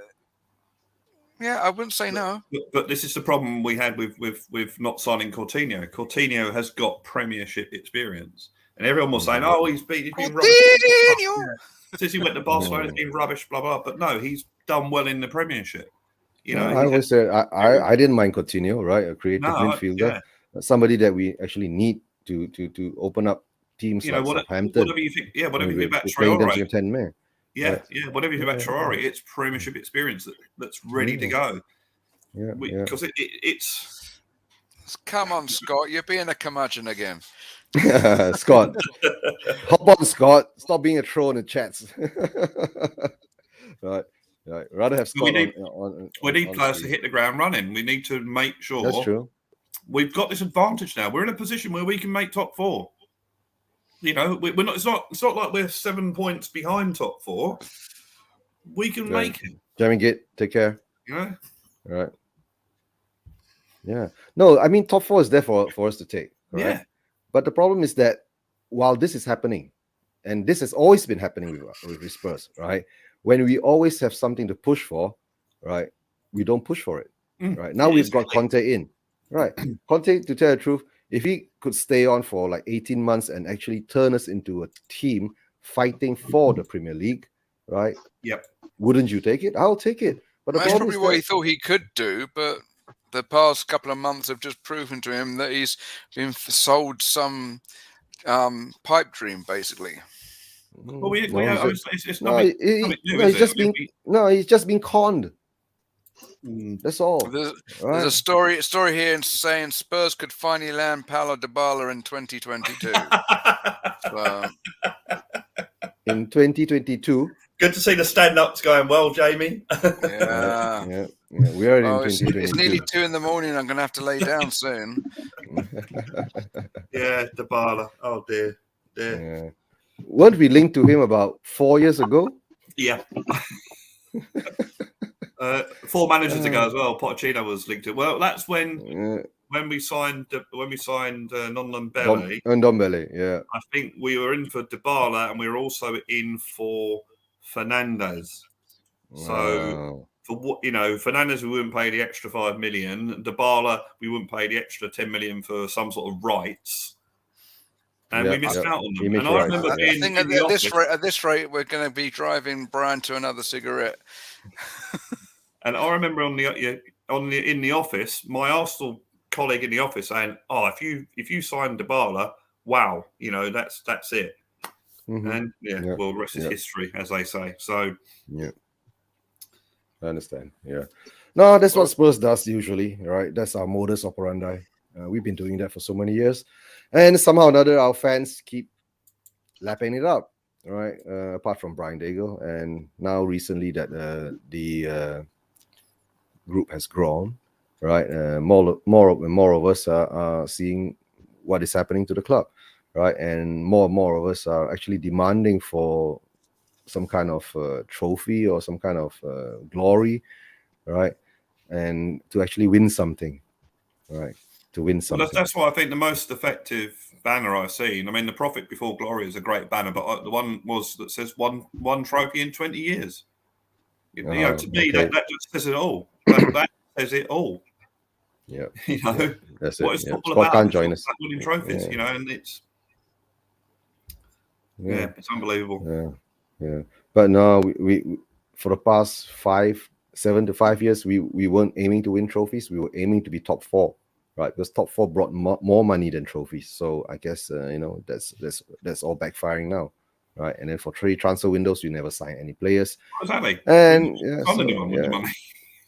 so it's money. It's all about the money. And like Brian. Yes, sir. Hi, bro. One of these days, you must get me on with Sean. What's his name? Sean Butler. Yeah. When's that happening, right?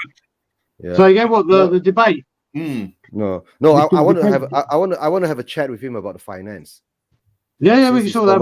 My debate with him on the Irish Hotspur is due to happen February the 1st. All right. Yeah, you did say, yeah. February the 1st. And what Sean said, it made me laugh, is he wanted to do it like he was saying about me, not in a derogatory way, and nothing far from it, on a stream that he was on with the Irish when I was at an unveiling with my wife's cousin, of her headstone. And David was like, "Brian, we need to do a debate, you guys." And I said, "Yeah, let's set it up." but obviously then what happened with Bobby and me flying here, that took priority. Then David wanted to do it before Christmas or whatever. And I said, oh, no, over Christmas. He said, let's do it in January. And I said, you know what? Well, what's the point in doing it in January? Because I could be saying, yeah, we should sign this. We could do this. We could do that. And it's a load of coulda, woulda, shouldas. Let's do it in the 1st of February where we know, or in February where we know what's what. And then Sean was okay with that. But Sean was like, Brian's played a blinder here because at the end of February, we know if we've got players in or not. And obviously, if we haven't, Brian's going to win it because we haven't signed anyone. And I was like, well, wait a minute. It's not me trying to be tactical here. If you had signed players, you would have potentially won it. Yeah. It's the easiest way to do it on the 1st of February because then we know where we are. It means we don't need to say coulda, woulda, shoulda. Yeah. It's fact. It's where it is. Yeah. So we shall see. I mean, listen, he has his views, which he's entitled to. He looks at it more on a financial aspect, whereas when I was brought up and started following football, I was brought up to not give a fuck about, or obviously the finances weren't what they were, but I was brought up that the football team you support them on the pitch, not in the boardroom. Yeah. No. For me, it's Brian, I want to talk to him about finance. I want to find out more knowledge about it. You see, I've been actually digging, trying to find someone who's actually looking into it, right? Hi, Mr. K. You want to try this one more time? Sorry, guys. I do beg your pardon. Can you hear me? Is it too loud? Is it crackly? How does it sound, boys? You sound like you're on Capital Gold AM. Is that a good thing or a bad thing? It sounds like you're calling from the 80s. Mr. K, when you're speaking, it's always nothing but like birds tweeting. No, it's Sunday today, and my son is on the computer. He's got my microphone. He's got my headset. He's going through Discord. He's on these games. He's connected with all these little boys, and there's no way you can get him off there. You go, Daddy, there's no football. Leave me alone. Lay down the law. There's no law. The only law around in this household is run by the wife, mate. But listen, guys, I've been listening to your show. I've been listening to the show all this time. And while this has been going on, I've been having this little conversation with a friend of mine that's in Mexico, otherwise known as Andres, Hard Talk, Mexico Spurs, SC. Some of the points he's highlighted in terms of how Levy and the fans have been like lapping up certain bits of information. Like, for example, the £400 million availability to spend under FFP rules is like, on the one hand, because we've been keeping an eye on Levy for the last 15, 21 years, right, and seeing how his transfer policy goes along, we know what that means. We know what the 400 million figure means. But the vast majority of fans out there, especially led by the Levy lover fans, they consider, wow, this is amazing, war chest. Look at all this money that we've got. And they don't realize that it's money that you don't have. It's just a figure to say, this is how badly we've been doing our transfers, that we literally are way behind all the other clubs. So if you consider the top 4, the top 5, the top 6 to be a race, then every time an opposition club improves their squad slightly, if you don't change some of your players, you're going to get left behind in the transfer market. Your players are going to get stale, they're going to get found out next season, and your overall effectiveness is going to be dropped big time. And that's literally what's happened. When we try to attack, unless we're doing lightning fast counterattack, what happens? We go forward, the defense says, we know exactly what you're going to do. You got no Ericsson, we'll just sit back. We'll put 5 in the back, maybe 6 in the back, 3, 4 in front, and there's no way you can break us down. And you can't even cross the ball in. You got Emerson on the right-hand side that can't cross the ball in. The only way you can break oppositions with our team is to actually break the lines, like someone like Mora running through, tripping through the defensive line to get somewhere. Now, the second side to the £400 million FFP rules, right, is basically there is a perverse pride in our club. A perverse pride. I'll repeat that again. Perverse pride, where, oh, look, we've got the 18th lowest wage bill in the Premier League. 18th. Wait. 3 teams at the bottom of the Premier League have. That's not perverse pride. That's grabbing at straws. Well, no, but the thing is, they will laugh at us and say, as people who realize the truth in terms of what Levy and Property FC is all about, they will point the finger at us and say, look, this is a wonderful businessman. The problem is, yes, he's a wonderful businessman, but F all for football. Exactly. I think the football is a complete, utter guise. It's like in the front, we're pretending to have a football club, but behind the scenes, the real business is like property and commercialization and branding, where they're putting the money into their pockets, because it certainly is not being transferred over to the football pitch. Well, we're owned by an investment company. That should say it all, really. Well, we need to emphasize and spell what these words mean, because don't forget what I said. I said perverse pride. The way some of the fans look at it is that when they see things like this, when they see that Levy is like penny pinching here and there, they say this is wonderful. They get that pluck of pride that we haven't spent as much money as the other teams. They have absolutely no realization of what a football team is and how it should be run. They have no idea how to be competitive. They have no idea how to win trophies.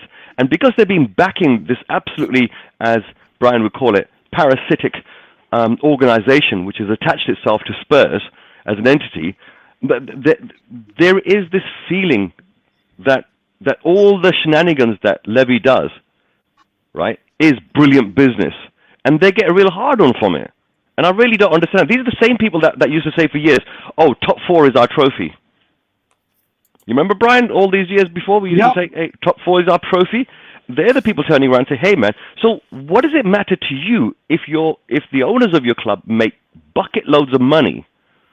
Well, it doesn't go into your pocket. If anything, the prices from your pocket, they go up.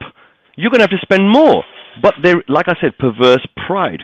So therefore, they're going to enjoy that and they're going to say, yes, this is how it should be. What I made the comment earlier about gentrification of the area around Tottenham, if you look at the area around our ground, it's not a rich area. It never has been. Where the rich people were in our area, that's the reason why the Woolwich Club came over here. They said, hello, there's some people over there with money. If we bring a club over there and look like fancy pants, they'll come and watch us instead of going to the other team that's already there. So you have the poorer elements of the area who are watching Spurs, and some of the richer elements of the area watching the Woolwich Club. Right? So this is a long-standing illness that we've had in our community. Now, Levy's come along, and Enid Group, and they started to invest in the areas around.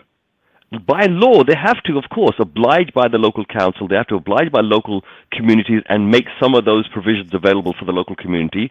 But the vast majority of them will be sold. All these properties, all these investments, they will be handling rich people with money who are going to come into the area, who are going to go and get one of those boxes that cost an arm and a leg to have a wonderful evening out. Forget cheering your team on to win. I mean, this is what I alluded to in my video log that I did when I went to watch Chelsea. I said, I said, it's a wonderful stadium, but where's the pride of winning? Where's the pride of getting one over? The whole purpose of football is that 11 men versus 11 men on any given day can beat any other 11 men. And we have seen this in the FA Cup, for example, time and time again. Doesn't matter how much you spend on your squad, some team from the bottom end of League 2 is going to come along and pull your pants down. And to a certain degree, we've had those situations in Europe and in this country. This is what I see. I don't know. It kind of really upsets me because now we've got to the 16th. Tomorrow's going to be the 17th. Time is tick-tocking away. Look, Conte has turned around and told us straight. He told in the last interview, I saw it this morning, he turned around, I think this was Football Daily, and he said, basically, I have made my recommendation to the club. Now it's up to them to decide what they do, and I'm just a coach. I'm just going to follow it. Yeah, he's quite clearly told them what they need to do to be successful, and he's more or less saying it's up to you now. Do you want to be successful?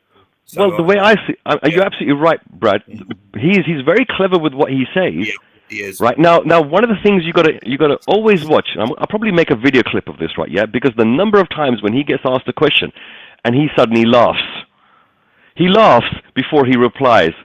And I'm thinking to myself, as a poker player, that's a tell that something is about to come out that he doesn't quite 100% agree with. And it's usually around certain types of issues that he has no control over. Like, what happened to Dombele? well, that was a board decision. That was a footballing decision. That means whenever, now the first time we ever heard the word footballing decision in the Premier League, right, yeah, was when we were so obvious that it was a political maneuver by the club, right? So this is the coach, the head coach, that's won absolutely everything, and people think that they know better than him. We had similar sort of things under Jose. Now, the difference between him and Jose is that Jose pissed people off because he would just moan and moan and moan, right? And he will get very personal with certain things. And that kind of really but the message, if you look at his core message, he used to turn around to the journalists and say, you know, I can't say anything, but you can see with your eyes. This was on the wall for so long. I just don't understand how people can be blind to it any longer. And this thing that, if they spend, they don't spend, then Levy's going to have a hard time. No one ever turns around and says, listen, everyone's saying Conte will walk, but no one ever turns around and says, Levy's in, hot doo-doo, as Jamie would say. Hot doo-doo. No one's saying that. So that means that basically he will play the same narrative again and again. As Brian said, they will get Hugo to sign a contract, lastminute.com. They will do something else, like maybe get Kane to sign a proper contract without a gentleman's agreement, everything written down on paper. Okay? So that will happen. And then you'll turn around and say, well, look, we just signed one of the world's best strikers. We just signed that. We just signed one of the world's best goalkeepers. And apparently that will be the transfers that are being done. If someone comes in, and let's face it, someone has to come in. Has to. Because this is beyond a joke. Last summer was painful enough with the manager merry-go-round. I just don't understand some of the fans out there. What is their motivation for watching this club? I really don't understand it. It's almost like there's no more pride. To dare is to do. Now, forget our motto. Throw it in the bin. Yeah. If anyone out there who thinks that Levy's doing a fantastic job would like to tell me that what has he done that connects with our club motto, I would like to hear about it. And all you viewers out there, could you please like and subscribe? This channel is absolutely fantastic.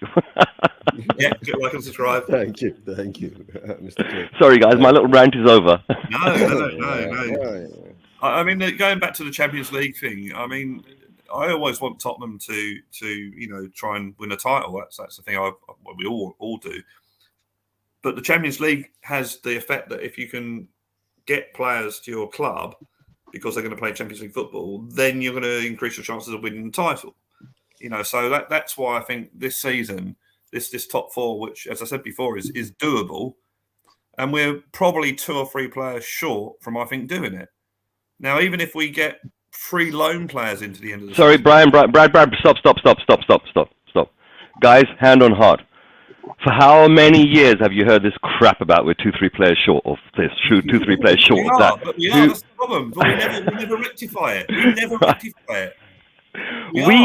We are one sacking away. Brad, that's a lie. We're going to rectify it the window after the next one, because the next window is the one where we go for it. That's the one. And then when it comes to the summer, the finances, there's a World Cup coming, or we had to give 50 million to Atlanta for Romero. The next window after the World Cup, that's when we're going to do it. And then after the World Cup, the players' prices went up because they had a good World Cup. But don't worry, it's the next window that we're going to do it, and so on and so on and so on. Blah, blah, blah, blah, blah. And as I said... Never happens. And it went back. You go back to Harry Redknapp, when I think we were in third around about January. And the season we signed Ryan Nielsen and Sahar on a loan, on a free rather. I remember having a conversation with the guy who used to sit next to me at White Hart Lane, and that was when Van Persie was scoring goals for fun for Arsenal. And he said to me, you know what, this team out there, if we had Van Persie playing for this team, we could win the league. And that's what I'm saying. We were that close for having a team that could go for it. And who did we sign? Ryan Nielsen and Sahar on a free. It's not even that, Brad. It goes back to Glenn Hoddle, when Glenn Hoddle was even putting his brand new book, when they asked, when do you think things were going wrong with Levy? And he said, I went to Daniel Levy and said, I want to spend 6 million each on Fernando Morientes and Samuel Eto'o. And he said, no. Yeah, well, there you go. It's been happening, and that's the problem. Okay, Brett, hold on. Tony K has a very good question here, right? He says Paratici and Levy knew what they were getting themselves in for with Conte. Why did they commit to him and get him in? Think Two about words, it, right? Jose Mourinho. No, I mean, No, what I'm trying to say, Eugene, no. This guy, this parasite, this dickhead, wanted Jose Mourinho for 20 years, scouted him for 20 years. For 20 years, would have seen him at two English clubs and would have seen that Jose Mourinho does four things: spends hundreds of millions, wins trophies, turns things toxic, leaves. That's what he does everywhere he goes. You get him in because of your big fat ego and you wanted someone for 20 years. You have the mantle that you can tick off your fucking bucket list that says, well done, I got Mourinho. Look what I did. You got Mourinho 22 years late or 20 years late. You didn't back him. Things did go toxic. He did leave. He didn't win anything. The first ever club. Joe, honestly, my bucket list is to come face to face with that man. That's the only thing on my bucket list, to come face to face with that man. That's the only thing. No, but Brian, I understand. If you bring in Conte, right, at this period of time, you know, when we lost to MU at the time, you were in London, right? You were there pushing it, right? And when the chants of Levy out started to chant and he started to hear his name being called out in that way, right? I guess he did another panic buy, another panic appointment. So now he's dug himself a hole, right? And let's see how he's going to get out of it. Right? If he doesn't spend or back Conte for what he wants to bring us forward now, right? He has actually exposed himself. I mean, the whole scam that he's been playing all these years, right? It's been found out. But now the weird part is, right, what Mr. K is saying. These fans, our Spurs fans, there's a section of them are perverse in the sense that their joy is not about the football. You know what I'm saying? Maybe their joy is just supporting Levy, you see, in doing all this kind of perverse things, right? It's a perverse. You can't wait for me to go say hello again. Say hello again. Hello. Hi. See, the fame's getting to her. She's changed. She's changed. You need to get 1,000 subscribers, Bob. Have you got that yet? Oh, all right, I'm working on it. Okay. That's what you're very happy. See, that's the woman I get my temper from. Did you hear that? Yeah, I heard that. Yeah. Whenever you say that, she will shout back at you, right? Yeah, but trust me. Well, this woman has shouted at me, and like I said, my dad is a guy you don't mess about with. But me and him have come to blows before in our past. But he's now my best mate. And then it comes to the point when that woman shouts, you listen. You got that. But put it this way: when my mum's in a bad mood, you know that song from Ludacris, "Move, bitch, get out the way." That's what my mum's theme tune is when she's on a warpath. I don't know that song, Brian. I'm pleased to say. Yeah, that's my mum on the warpath. I think within the next 5 minutes, if your mum's heard that, we're going to see you dragged out of the room by your ear. Son, get out of here right now! Yeah, I wouldn't put it past her. Yeah. No, but Brian, you know, the question by Tony K. What do you think about that? I mean, you think about it deep down inside. When they panic, they bought Conte, and if they don't support him, right, that will expose him more. You see, this is the thing. You would hope and pray that it does. No, it really has. No, listen, Eugene, what you've got to remember is this should be if Conte walks, this should be the camel that breaks the straws back for every single supporter. Yeah. But you got to remember where I'm coming from. For 14 years, I've had things. I've seen things. Whoa, Jerry! I've seen things that should have been that. Like, how is this acceptable? How is this happening? Why should this be happening? How long is this going to go on for? And even when I came back for the NFL people were like, yeah, I'm coming to the protest. Good for the ENIC out group. They are really, really trying to. They really are trying to do stuff here. Let's support them. And we didn't get a lot of people turn up. We still had our presence felt. We still got things done. We still got into worldwide media. without the people that said they were going to come that aren't going to come. So I believe it should be the straw that breaks the camel's back. Like I saw on Wednesday, it should be the straw that breaks the camel's back. But it's whether these people, and I think they will this time, it's whether these people that say they want to do stuff and protest don't just say it in a chat and say, I'll be there, turn up. Because if we can get a mass number, if we got 500 people, as little as that, outside a club shop for a home game, or what I plan to do this week, which will become fairly obvious to people during the week, and especially transfer deadline day, then there's an impact. And people have got to keep remembering, and I keep saying this, and I have to get this point across so convictively. We aren't there trying to get Daniel Levy to go, oh, they're picking on me, they've stolen my lunch money, I can't take it. We are going to get worldwide exposure and media coverage to say we aren't taking it anymore. Because the bigger exposure we get and the more embarrassment we cause him, the less people are going to want to invest. People that have invested will turn around and go, this isn't a good look on my company. This isn't a good look on our image. This is not what I want to see. Nike will be on the phone if people stop buying their kits going, why are our sales down? What? Don't get me wrong, Nike pay us good money to have their name on their logo on our sleeve, on our kits and stuff. But if the money ain't coming in, they will go, well, what the hell is going on?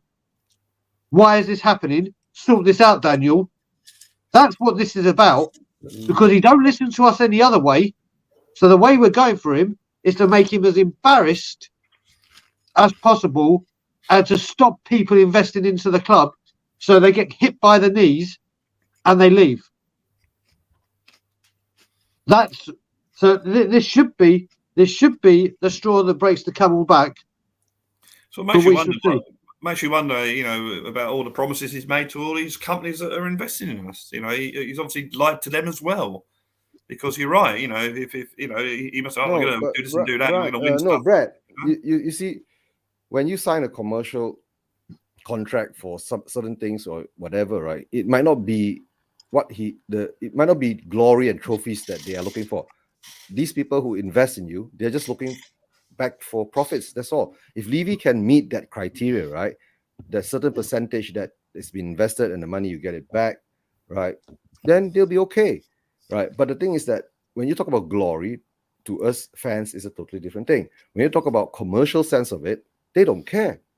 They're not football fans, right? So the problem is now is, right, the fans now should actually, right, be more involved in the football. I've already said welcome to Barnabas in the chat. So. Oh yes, Barnabas, big up, right? I've seen him before. He was on Tottenham on tour yesterday, right? Brian, was he Barnabas? Say again? I think I've seen Barnabas on a couple of things that I've been on recently. Yeah. I think. Yeah. Barnabas, I think was it Tottenham on tour or was it on David Harris' show? I'm not mistaken. Right. Mate, do you know what? Funny enough, I get around. I've been whoring myself out once again. My pimp is so happy with me. I'm like his best. I'm his best street worker. I've been everywhere. Yeah. And Barnabas, first time in this channel. Yeah, thank you, Barnabas. Yeah, first time to this channel, and hope you like our show. Right. But what you're saying, Eugene, is true. But also, you know, these companies know about branding. You know, and if Tottenham Hotspur Football Club is a big brand name around the world because we've won things, you know, that's going to make them. But the problem, yes, that's one thing, right? I've been saying always, right? Why is there so many MU and Liverpool fans in Asia? Is because during the 80s, was it? Liverpool used to win everything in the 80s, and then Man United in the 90s. Yeah. Yes. Right, and now in the 2000s, in 20th century, it's MCity. So that's how you build your international fan base, right? So, but what Spurs is very smart is what they do is they go and get a player like Son, right? And all of a sudden, automatically you get about another 20 million extra South Korean fans. You see, and it's about the money again. Yes, Levy doesn't care whether the South Korean fans are Spurs fans or Son fans, just long the money comes in. But we're very lucky with Son that we've got such a loyal player, because That's true. the talk going around before he signed that contract was that in South Korea they wanted him to play for another team that was more successful, and suddenly all your South Korean Tottenham fans will become, Man United Korean football fans if Son signs for Man United or whatever. So we're very lucky that Son is such a loyal guy and loves the club, and the fans and his teammates, that he actually signed that new contract. So it's winning is it creates a lot. Well, the thing is, the overseas fans, let's face it, they do want a little bit of glory. They do want a bit of excitement. They do want a little bit of winning and one overship over other fans that are supporting things like Man United, Liverpool, or Chelsea, or City. So I can understand that. I think one of the other pulls that we've got with our club, because of the fact that we've got this lovely new brand spanking stadium, it means that basically visitors who are traveling from abroad, who have come for like a match, who have come to a visit for maybe 1 or 2 weeks, when they come to the stadium, it's going to be like a grand tour. It's going to be a beautiful place to visit. And I think everything except football is being promoted in our club. I'm not complaining about it. I'm just basically stating this is actually how it is. But the idea of getting promoted your club image in Far Asia, if you look at, for example, Park Ji-sung, he played for Man United. Basically created that connection between the Premier League and South Korea. He's actually worshipped over there. Son is absolutely, Son grew up being enamored and being inspired by this. And I think basically that's paved the way for today's version of the globalized imaging that's happened. So I think to a certain degree, it is a clever move on management side to get players like that. But at the end of the day, that wasn't the reason why they got him. They got him because there was attributes that he had, the pace that he had, and the way that he was professionally going about his business before we bought him. That proved to us that we had a good player on our hands when he came. It required a manager like Poch to train this guy into the Premier League sort of like playing style. Poch wanted Son, didn't he, at Southampton? But I think we've been. We've had some amazing players at our club. Yeah. Absolutely amazing players at our club. As much as I'd like to knock left and right, eventually, if they keep throwing a dart long enough, they'll eventually hit the target. Well, you're right, Mr. K. But we're running out of time. We're running out of time, and this is the last chance saloon. I'm 61 years old, and if we don't, look a day over 45, mate. Mentally, I'm about 12, but if we don't sign the players that Conte wants and he walks, that's it. As far as I'm concerned, that's it. This club is finished.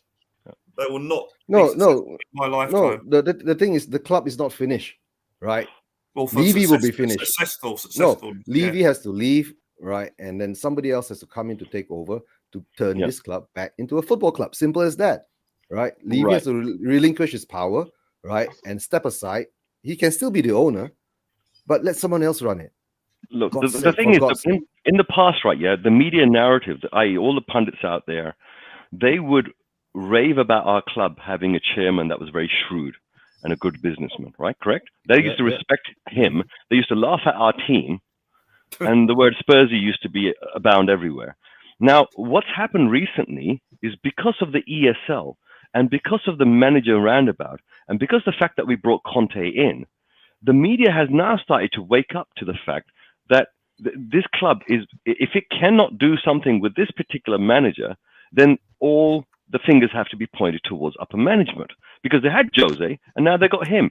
And Poch, there's a good odds, maybe 90% chance that Poch will end up being at Manchester United, one of the largest clubs on the planet. So we've definitely got good throughput of people that have gone through us that people respect. Okay, so right now on the media, what I've seen in the newspapers, especially the Daily Mail and so forth, which I don't read, but it was in Twitter and I'd click onto the link. But newspapers like the Telegraph and the Daily Mail, they've started to blatantly say, in public, right, that if their club doesn't sign some signings and Conte leaves, then fingers will point directly at Levy. He cannot squirm out of this in public opinion. Before, public opinion didn't care. So therefore, people like us, for example, who care about the club, when you say that time's running out, our life is running out. We're getting older. That's what I meant. That's what I meant. And that's primarily what it is that this last 21 years has taken a great toll on the fans that really love football, can like watching football, and we love the badge. There are fans out there which just love the badge, and it's not so much the football, it's the beers and the gifts and all the rest of it, and the bragging rights of having a large stadium. I get that. Look, if you love our club, then you're a fan. There is no such thing as someone who. I don't believe anyone should be calling anyone not a fan. No. Right. So I think that the second thing is that when we start to speak about certain things, I have observed that people will not try to counter your argument. They will instead turn around and say, "Oh, I don't like the word you're using, parasite. I don't like the word." Instead of looking at the argument, which for 21 years has been an absolute shoddy case of business in terms of football, they'll instead point out to the tone and the manner in which you're speaking, which is absolutely amazing. Look, I could go on about it, but unfortunately my head will start to bust if that happens. There must be something positive. Okay, Traore, he's going to have to come in order to save Levy's pants. But, we've put all our hopes into this player that, let's face it, a year ago, that none of us really wanted. And now all of a sudden he's going to be the player that comes in that's like a savior for us. Because why? Because maybe Conte wants him. I swear there was a link between us and this player a long time before Conte ever came close to our club. Well, in the summer, yeah. I believe that this is just a narrative created to create hype and sort of optimistic feelings. At the end of the day, we as fans, we've turned around and said 2-3 players. What are those 2-3 players? We're talking up front. We're talking on the wings. We're talking creatively in the middle, and at least a rock solid someone in the back.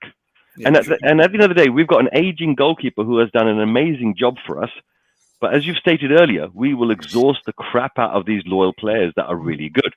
So we do need an understudy that's going to come in, and we have a few, but nothing's going to happen, right? If we had the money. If you sign Hugo on a 2-year deal, then you've got a little bit of time to bring in a goalkeeper that can be in the other. Yeah, but we'll start looking at right wingers to replace Hugo, because that's what we do. We don't look at the players that we actually need to replace. We look at the exact opposite. We did have a decent right back that could play goalie, and then he went to City. That's true. Yeah. Graham, man, I have to say, for this man to say that. Graham. And I want to say very quickly, happy birthday to Graham. It's his birthday tomorrow. It's his birthday tomorrow. Tomorrow. Happy birthday well, actually, for Eugene and Eugene and Jamie, actually, it is Jamie's birthday. Because what time is it where you are? It's 2:22 a.m. Whoa, so happy birthday in the Philippines, Graham. But in the UK, just a few more hours. And obviously, Graham's a part of what I'm not speaking about live on air. So Graham will be with me. He always is with me. He's a top dude. Top dude. I was very lucky to see Graham again when I went to see the Chelsea match. So he was absolutely amazing. I mean, I did see him before. Do you know what, Mr. Kate? I'll tell you the thing with Graham, which is unbelievable. So Graham actually doesn't have a mobile phone. So it's impossible to get hold of him unless you catch him at home on his home number. And every time I go to a game, I know he's going to be there. I don't know how he does it, but he finds me.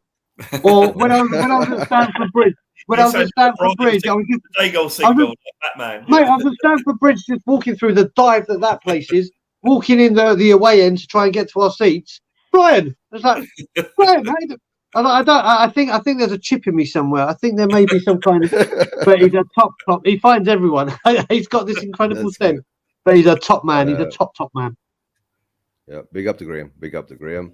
Right, Mr. K, it's good. Yeah. Thank you, Brad. Yeah. But I have to say though, and for anyone watching that hasn't been to the stadium, this is what frustrates the hell out of me. When that stadium is rocking, it's incredible. That is, the loudness it just vibrates. You feel it in your bones, but we don't feel it enough because we don't have a team out there at the moment that can get that. And that's the problem. It's a two-way thing. It's all very well saying, "Oh, you got to support your team, you got to support your team." Well, the players have got to put some effort in as well. And at the moment, our players aren't, and that's why we need to get new players in and to actually go every week and see a decent game of football, a decent team playing.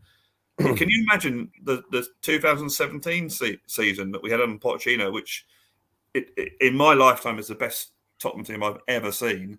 Can you imagine that season at the new stadium with 60,000 people every week cheering like they did at certain points in the Chelsea game? And I think the Man City European, the Champions League game at home, the 1-0 win, absolutely amazing atmosphere. You know, I see that every week and have a team that you know, who we're proud to watch play, that plays good football, that winning football. You know, and so you people coming over here on their tours of the stadium or whatever will actually see a decent team as well. You know, it for us, if you know, I know a lot of us can't get to the games and that, but for me, who goes every week or every home game, it frustrates the hell out of me. It really does, because it's all there. It's there waiting for us, and yet we won't pay the extra little bit of money, the little bit of speculation that all rich people have. Everything that's made money have had a bit of speculation about it and taken a chance, and yet our club won't take any chances, and that's what really, really annoys me. And you're right, to dare us to do. It's complete bollocks. You know, I got a little story, right? Yeah, of Graham. The first time I went on a protest. The second time I went on a protest outside our club, right? Yeah, I was pretty much by myself after the game had finished, and I somehow made myself down to the Stage and Horses. I think it's Stage and Horses. Yeah. And I was completely alone. No one knew me, and I didn't know anybody. And then out of the blue, this bloke just taps me on the shoulder. And it's Graham. And you know what? And it was like, you know, seriously, it's like, you know, when you've got hundreds of people around you and you're completely by yourself, and you see Spurs fans everywhere. You've never been to this pub before, and you're thinking, well, actually, no, it's been about 20 years or something. But you know, and somebody keeps you company. It shows you that the love that fans have for one another. And the true fans, or not true fans, but the hardcore fans out there, which, you know, if you cut them, they'll be blue. People like Graham, they're the ones who've suffered the most, because they've watched their age in terms of their 30s, 40s, or 50s disappear. You know, waiting for an opportunity to stand up and say, yeah, the reason why, you know, we're a club is we want to win something. And then look, we got the trophy here, no matter what the trophy was. Yeah. You know, whatever it was, just to give us a little bit of pride. But the pride in our club seems to be just all about the money and the property and the amazing, you know, bar that we have, which incidentally is an amazing bar. Guys, hold on. Exactly. Brad, hold on first. Jamie, you're sleepy. If you want to hop off, go ahead. Yeah, because it's 2:30 a.m. on our side of the pond here now. I need to think about getting my tea as well. Yep. No, I'm just thinking the reason why Graham doesn't have a mobile phone, because he has got his own GPS. He's got the good pal system, because he's such a loyal fan and a loyal friend that he'll find you. You don't have to find him. So, I mean, the other night at the Chelsea game, when the Chelsea fans were singing Antonio, that hurt like hell. That really did. And I would love to have seen us start singing Antonio at the same time and drown them out. But that really hurt, because they were, you know, we were being humiliated, you know, and that really, really hurt when it's acceptable. But this is the thing. Our fan base have accepted mediocrity so long that we think it's fine. Just to allow this, and they go, but they're the European champions, and we're always going to. And there's always something. There's always something. Where they go, yeah, that's fine. Look at the European champions. Look at their squad. Look at their bench. I'm like, well, how do we improve our squad and our bench? Yeah. But hold on, Brian. Let me bring on another guest.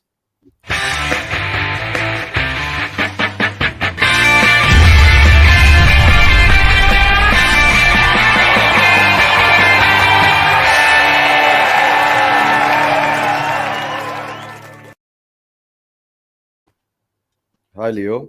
Haven't seen you in a long time. Haven't heard from you in a long time. How you been doing? Leo, are you there? Hello, Leo. Spursvation calling Leo.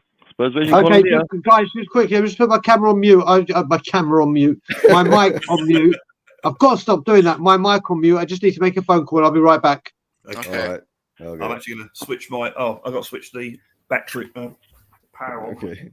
Right. Kuva's made a little statement in the thing. Please like, subscribe, and share this great channel. Thank you very much, Kuva. Viewers out there, please. Every little helps, honestly. Growing a club sometimes not easy, especially if the actual channel itself is not based in the UK or North America. This particular channel is based all the way in Far Asia, and as much support, or every little counts. Honestly, guys, let's help this channel get a little bit more. Like, subscribe, if you can, share. Let the other Spurs fans out there know that this channel is here. Interact with the channel, because your interaction is going to guide where this channel goes. The topics that we speak about is primarily driven by the day, by the week, and also by you guys, the listeners, the viewers. I know some of you guys out there are probably just listening to the stream, and you're just hearing the voices. It's an amazing support that you guys are giving. So thank you very, very much for that. Joe, are we going to get Leo on, or is it not yet? No, not yet. Okay, right, fair enough. Also, just respect the fact that even though we are trying to reach out to Asia and bring in the Asian fan base or awareness, Eugene, who started this channel, he spent much of his formative years in North London. I was born in Enfield. My dad, Edmonton. My mum in Hackney Salvation Army Hospital. So we are your local brothers, but we're just in a different part of the world right now, and we're trying to expand the impact our club can have on a global scale. But unfortunately, the battle right now is to get our club back before we can really let it shine. And there's a certain chairman who we need to get out before we can get up. Jamie, did you say you were born in the Salvation Mothers Army Hospital in Clapton or Hackney? No, my mum was. Oh, okay. Yeah, that's where I was born. Yeah, I was born in Chase Farm Hospital. I'm not sure when my dad was born. Chase Farm Hospital as well. He was raised in Edmonton, like Turkey Street or something like that. He probably knows my dad then, or did know. That's where my dad was raised, Edmonton. Anyway, after drinking that lighter fluid earlier, I've now got to go and get rid of it. So I'm just going to put myself on mute. Okay. All right. Okay. That's a very polite way of saying he's got to take a whiz. I was going to say, Kuva, right? Yeah, in the comments, him and Dermot, Tottenham Tantrum Gold, they do these old club matches, right? Yeah, from yesteryear. They do watch-alongs. They had one earlier today. Viewers out there, if you are interested in doing watch-alongs, then that's Tottenham Tantrum Gold. They do watch-alongs, and you'll be able to watch it live as well. There's a gentleman called Duck Jive, which has been, saving and collecting old matches. Because obviously Levy doesn't want to promote anything from old, because that will prove that we actually won things, as opposed to just properties and so forth. But yeah, if viewers out there, Tottenham Tantrum Gold, they're the people you definitely got to watch, growing their content all the time. And Kuva, the reason why I couldn't watch the end of that match is because I knew we were going to lose. I couldn't watch that match at the end. Not against Arsenal, no way. I just want to give I just want to give a ringing endorsement for Kuva, Dermot and Phil as well. That channel, they have something very, very niche that they do. They're three wonderful, wonderful people, and I mean wonderful. And what they are doing, thank God, because of our illustrious parasites won't, is reminding Spurs fans of what we used to be and what we used to stand for, and the style of play that we had, and the quality and class of players that we had before this fucking idiot took over. They do a lot of work, and like they said with Simon from Duck Jive 1, it's a phenomenal channel that I am proud to be associated with and have the pleasure to go on as and when I can, or when they need me. And honestly, they are doing an incredible job. Yeah. Guys, if you've not gone over to Tottenham Tantrum Gold, TTG as we call it, right? Give them a like and a subscribe, right?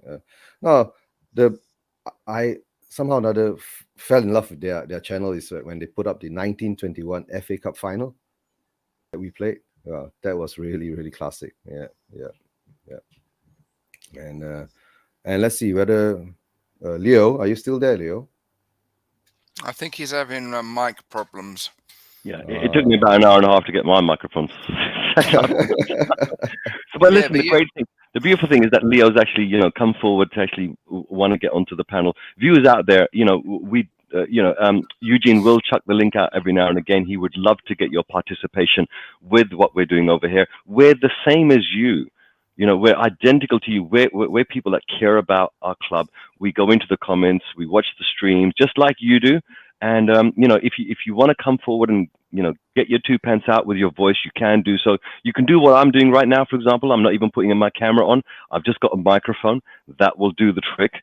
The more of you guys out there that participate and interact with this way that fans are now connecting together, which has happened over COVID, the better, because this is the real community. The community that we see on Twitter or on Facebook is so toxic that it's not healthy for you. It's not healthy at all. Whereas what you find over here in most of our streams, you find that we, as a community, we come together and we care about each other. We promote and push each other. And look, I've come on so many different types of streams. Brian, I think, comes on every type of stream. And even Eugene and Brad, there's so many viewers out there which are in the comments. They also pop into different streams. The support that we give, that you give, is phenomenal, because we're definitely not going to get any support from the club. We're not going to get any support from the Levy outers, Levy inners. They have primarily dominated the media and the social media for years.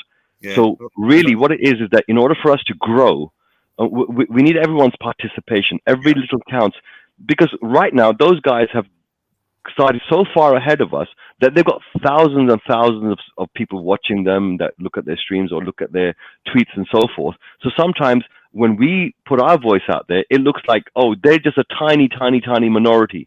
But to tell you the truth, one of my first experiences of doing a protest outside Tottenham, the stadium, when the match finished, I remember distinctly one person came out very quickly, was about to jump into his car. And this gentleman must have been in his late 50s, early 60s, very immaculately dressed.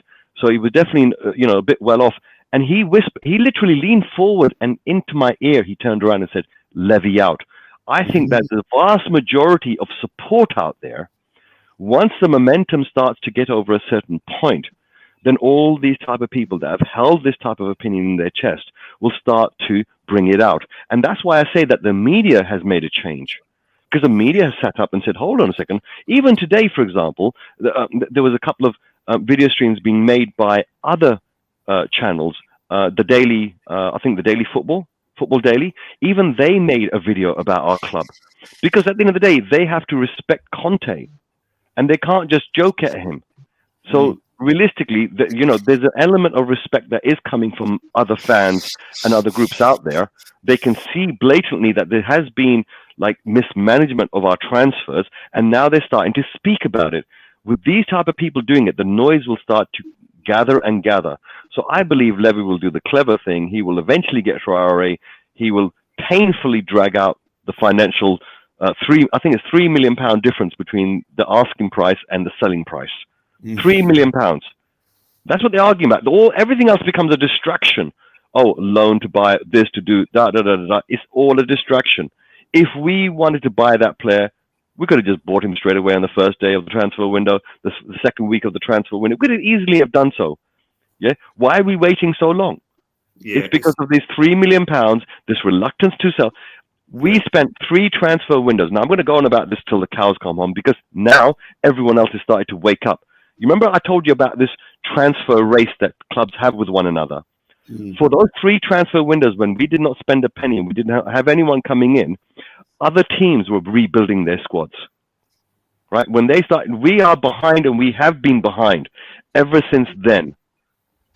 How are we going to catch up without spending money? The narrative, viewers out there, the Jackanory story that gets pumped into the media that we have to sell before we buy is an absolute bogus story. I've just got my calculator out, and if you times 50,000 by 50, that's an average price for a ticket by 50,000, which isn't even capacity. That gives you £2.5 million. Now, okay, you've got running costs, all that sort of stuff, but that's £2.5 million. So we're arguing over £3 million for a player that's made up in 1, maybe 2 games. Of people buying tickets. It's. Leo, are you still there, Leo? No, he's going to be back in a bit. He's still there, but he's just... Leo, your microphone's working or not yet? Pop it on and say hello. if you can, before the stream ends, because these guys are like 2:45 in the morning right now, and I can see Jamie's about to fall down right now because he's so tired. Jamie, you're an absolute legend, and you too, Eugene, because I know that you have lives which do run during the daytime, and you know, for you guys to be up till nearly 3 in the morning is really going to affect you tomorrow. No, it's going to affect us today. All right, Leo. I'll give you another 2 or 3 more seconds. Right. Okay. We've been going through a lot today, right? 16, 17 days without any signings. And like what Brian says, right? In the end of the day, we might just sign Traore, and then the whole fan base will go, yay, we just got one player and we're so happy about it. But if it does work out for Conte, right? And Traore is a player that Conte wants, and we do get top 4. Who am I to say that we did the wrong thing? But I can't remember, Eugene. I can't remember once, right? Yeah, Conte ever saying before he came to our club that he wanted Traore. He wanted Traore. I can't remember him one thing. Yeah. So I think all this is Mickey Mouse stuff. He's probably said, look, this is the type of player that I want. And they said, hey, you know what? We've been chasing this guy over here. His price has now dropped dramatically. He's now at the Doherty stage in terms of purchasing. So, you know what? This is within our capacity. We'd rather spend 15 million rather than spend 18 million. Or we'd rather spend 17 million than 20. Jarvis, I'll make it nice and easy here with this and prove this point that you're bang on right. Did Inter Milan ever want Ashley Young before he went to Inter Milan? No. Antonio Conte wanted him. Antonio Conte got him. Antonio Conte turned him into a Serie A league winner. We have wanted Adama Traore before Conte, the South Korean defender, the monster, before Conte, who's never wanted him at any other club, but at the beginning of the window we're linked with him again. Wake up. Wake up. When we wanted Morgan Schneiderlin for Pochettino's first signing, he said, I want Morgan Schneiderlin. I worked with him at Southampton. He did the job for me. That's the kind of person I want to come into my team, who knows what I do and perform the job I want.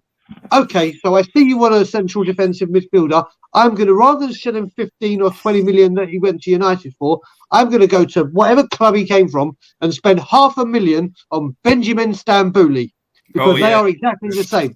Morgan Schneiderlin, Benjamin Stambouli.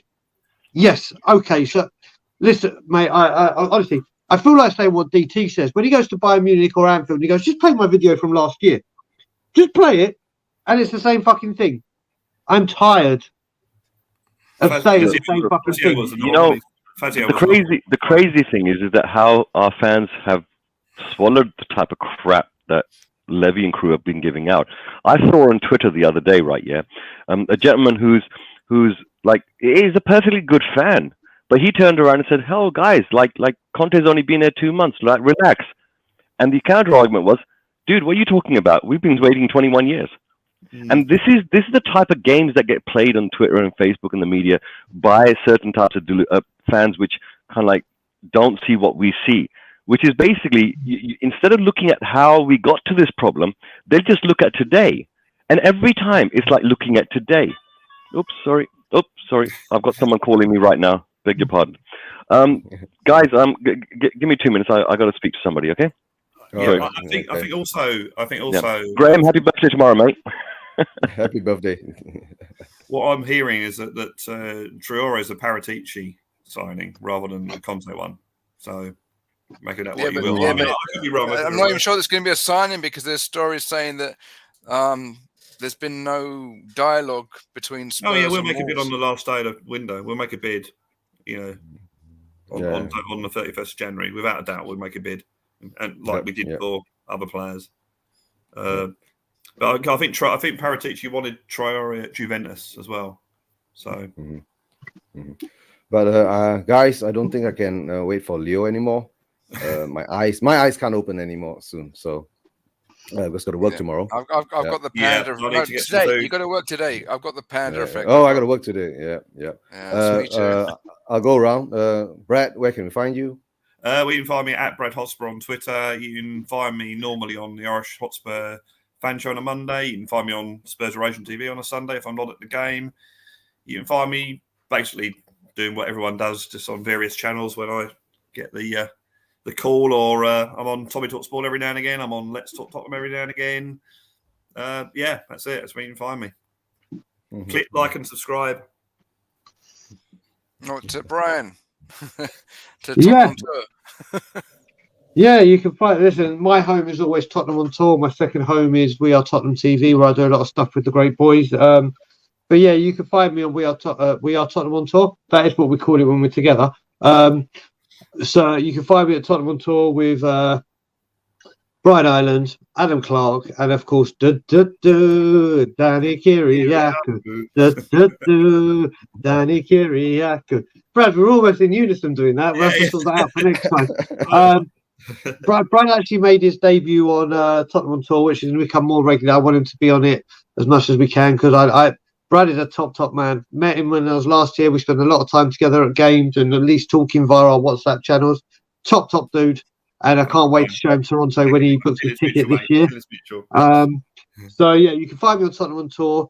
The home, I will say one thing that I will take, and I worked hard to get this. There was a poll within the whole YouTube community, not just YouTubers, I mean, all the people in the chat. And they'd say, who on YouTube is Daniel Levy's number one hater? I win that. I win that vote. If I don't win that by a 95% landslide, I'm going to be very, very pissed off. But yeah, just what I'm very proud to be part of the Levy Out group. I am taking it up a notch over the coming weeks. You will see. I'm not giving anything away on camera, but trust me, you will see. And yeah, there'll be a lot of exclusive footage from what I'm doing on Tottenham on Tour. And yeah, just like and subscribe to Persuasion, because they do a great job over here. And yeah, Tottenham on Tour, or any other YouTube channel that will take me, or my pimp hires me out to go on to. I'll say this one more time. Leo. Is this new company, Renterdale? Renterdale. Yeah, apparently so, but I don't see any of the rent. So, Leo, are you still there? If you can hear us, or are you able to hop on? If you're not, we'll be closing off the show soon. Mr. K, I'll put you guys in the back room for a while. Brian, have your last word. And as always, Levy out. All right, guys, I'll catch up with you later in the back room. See you later, people.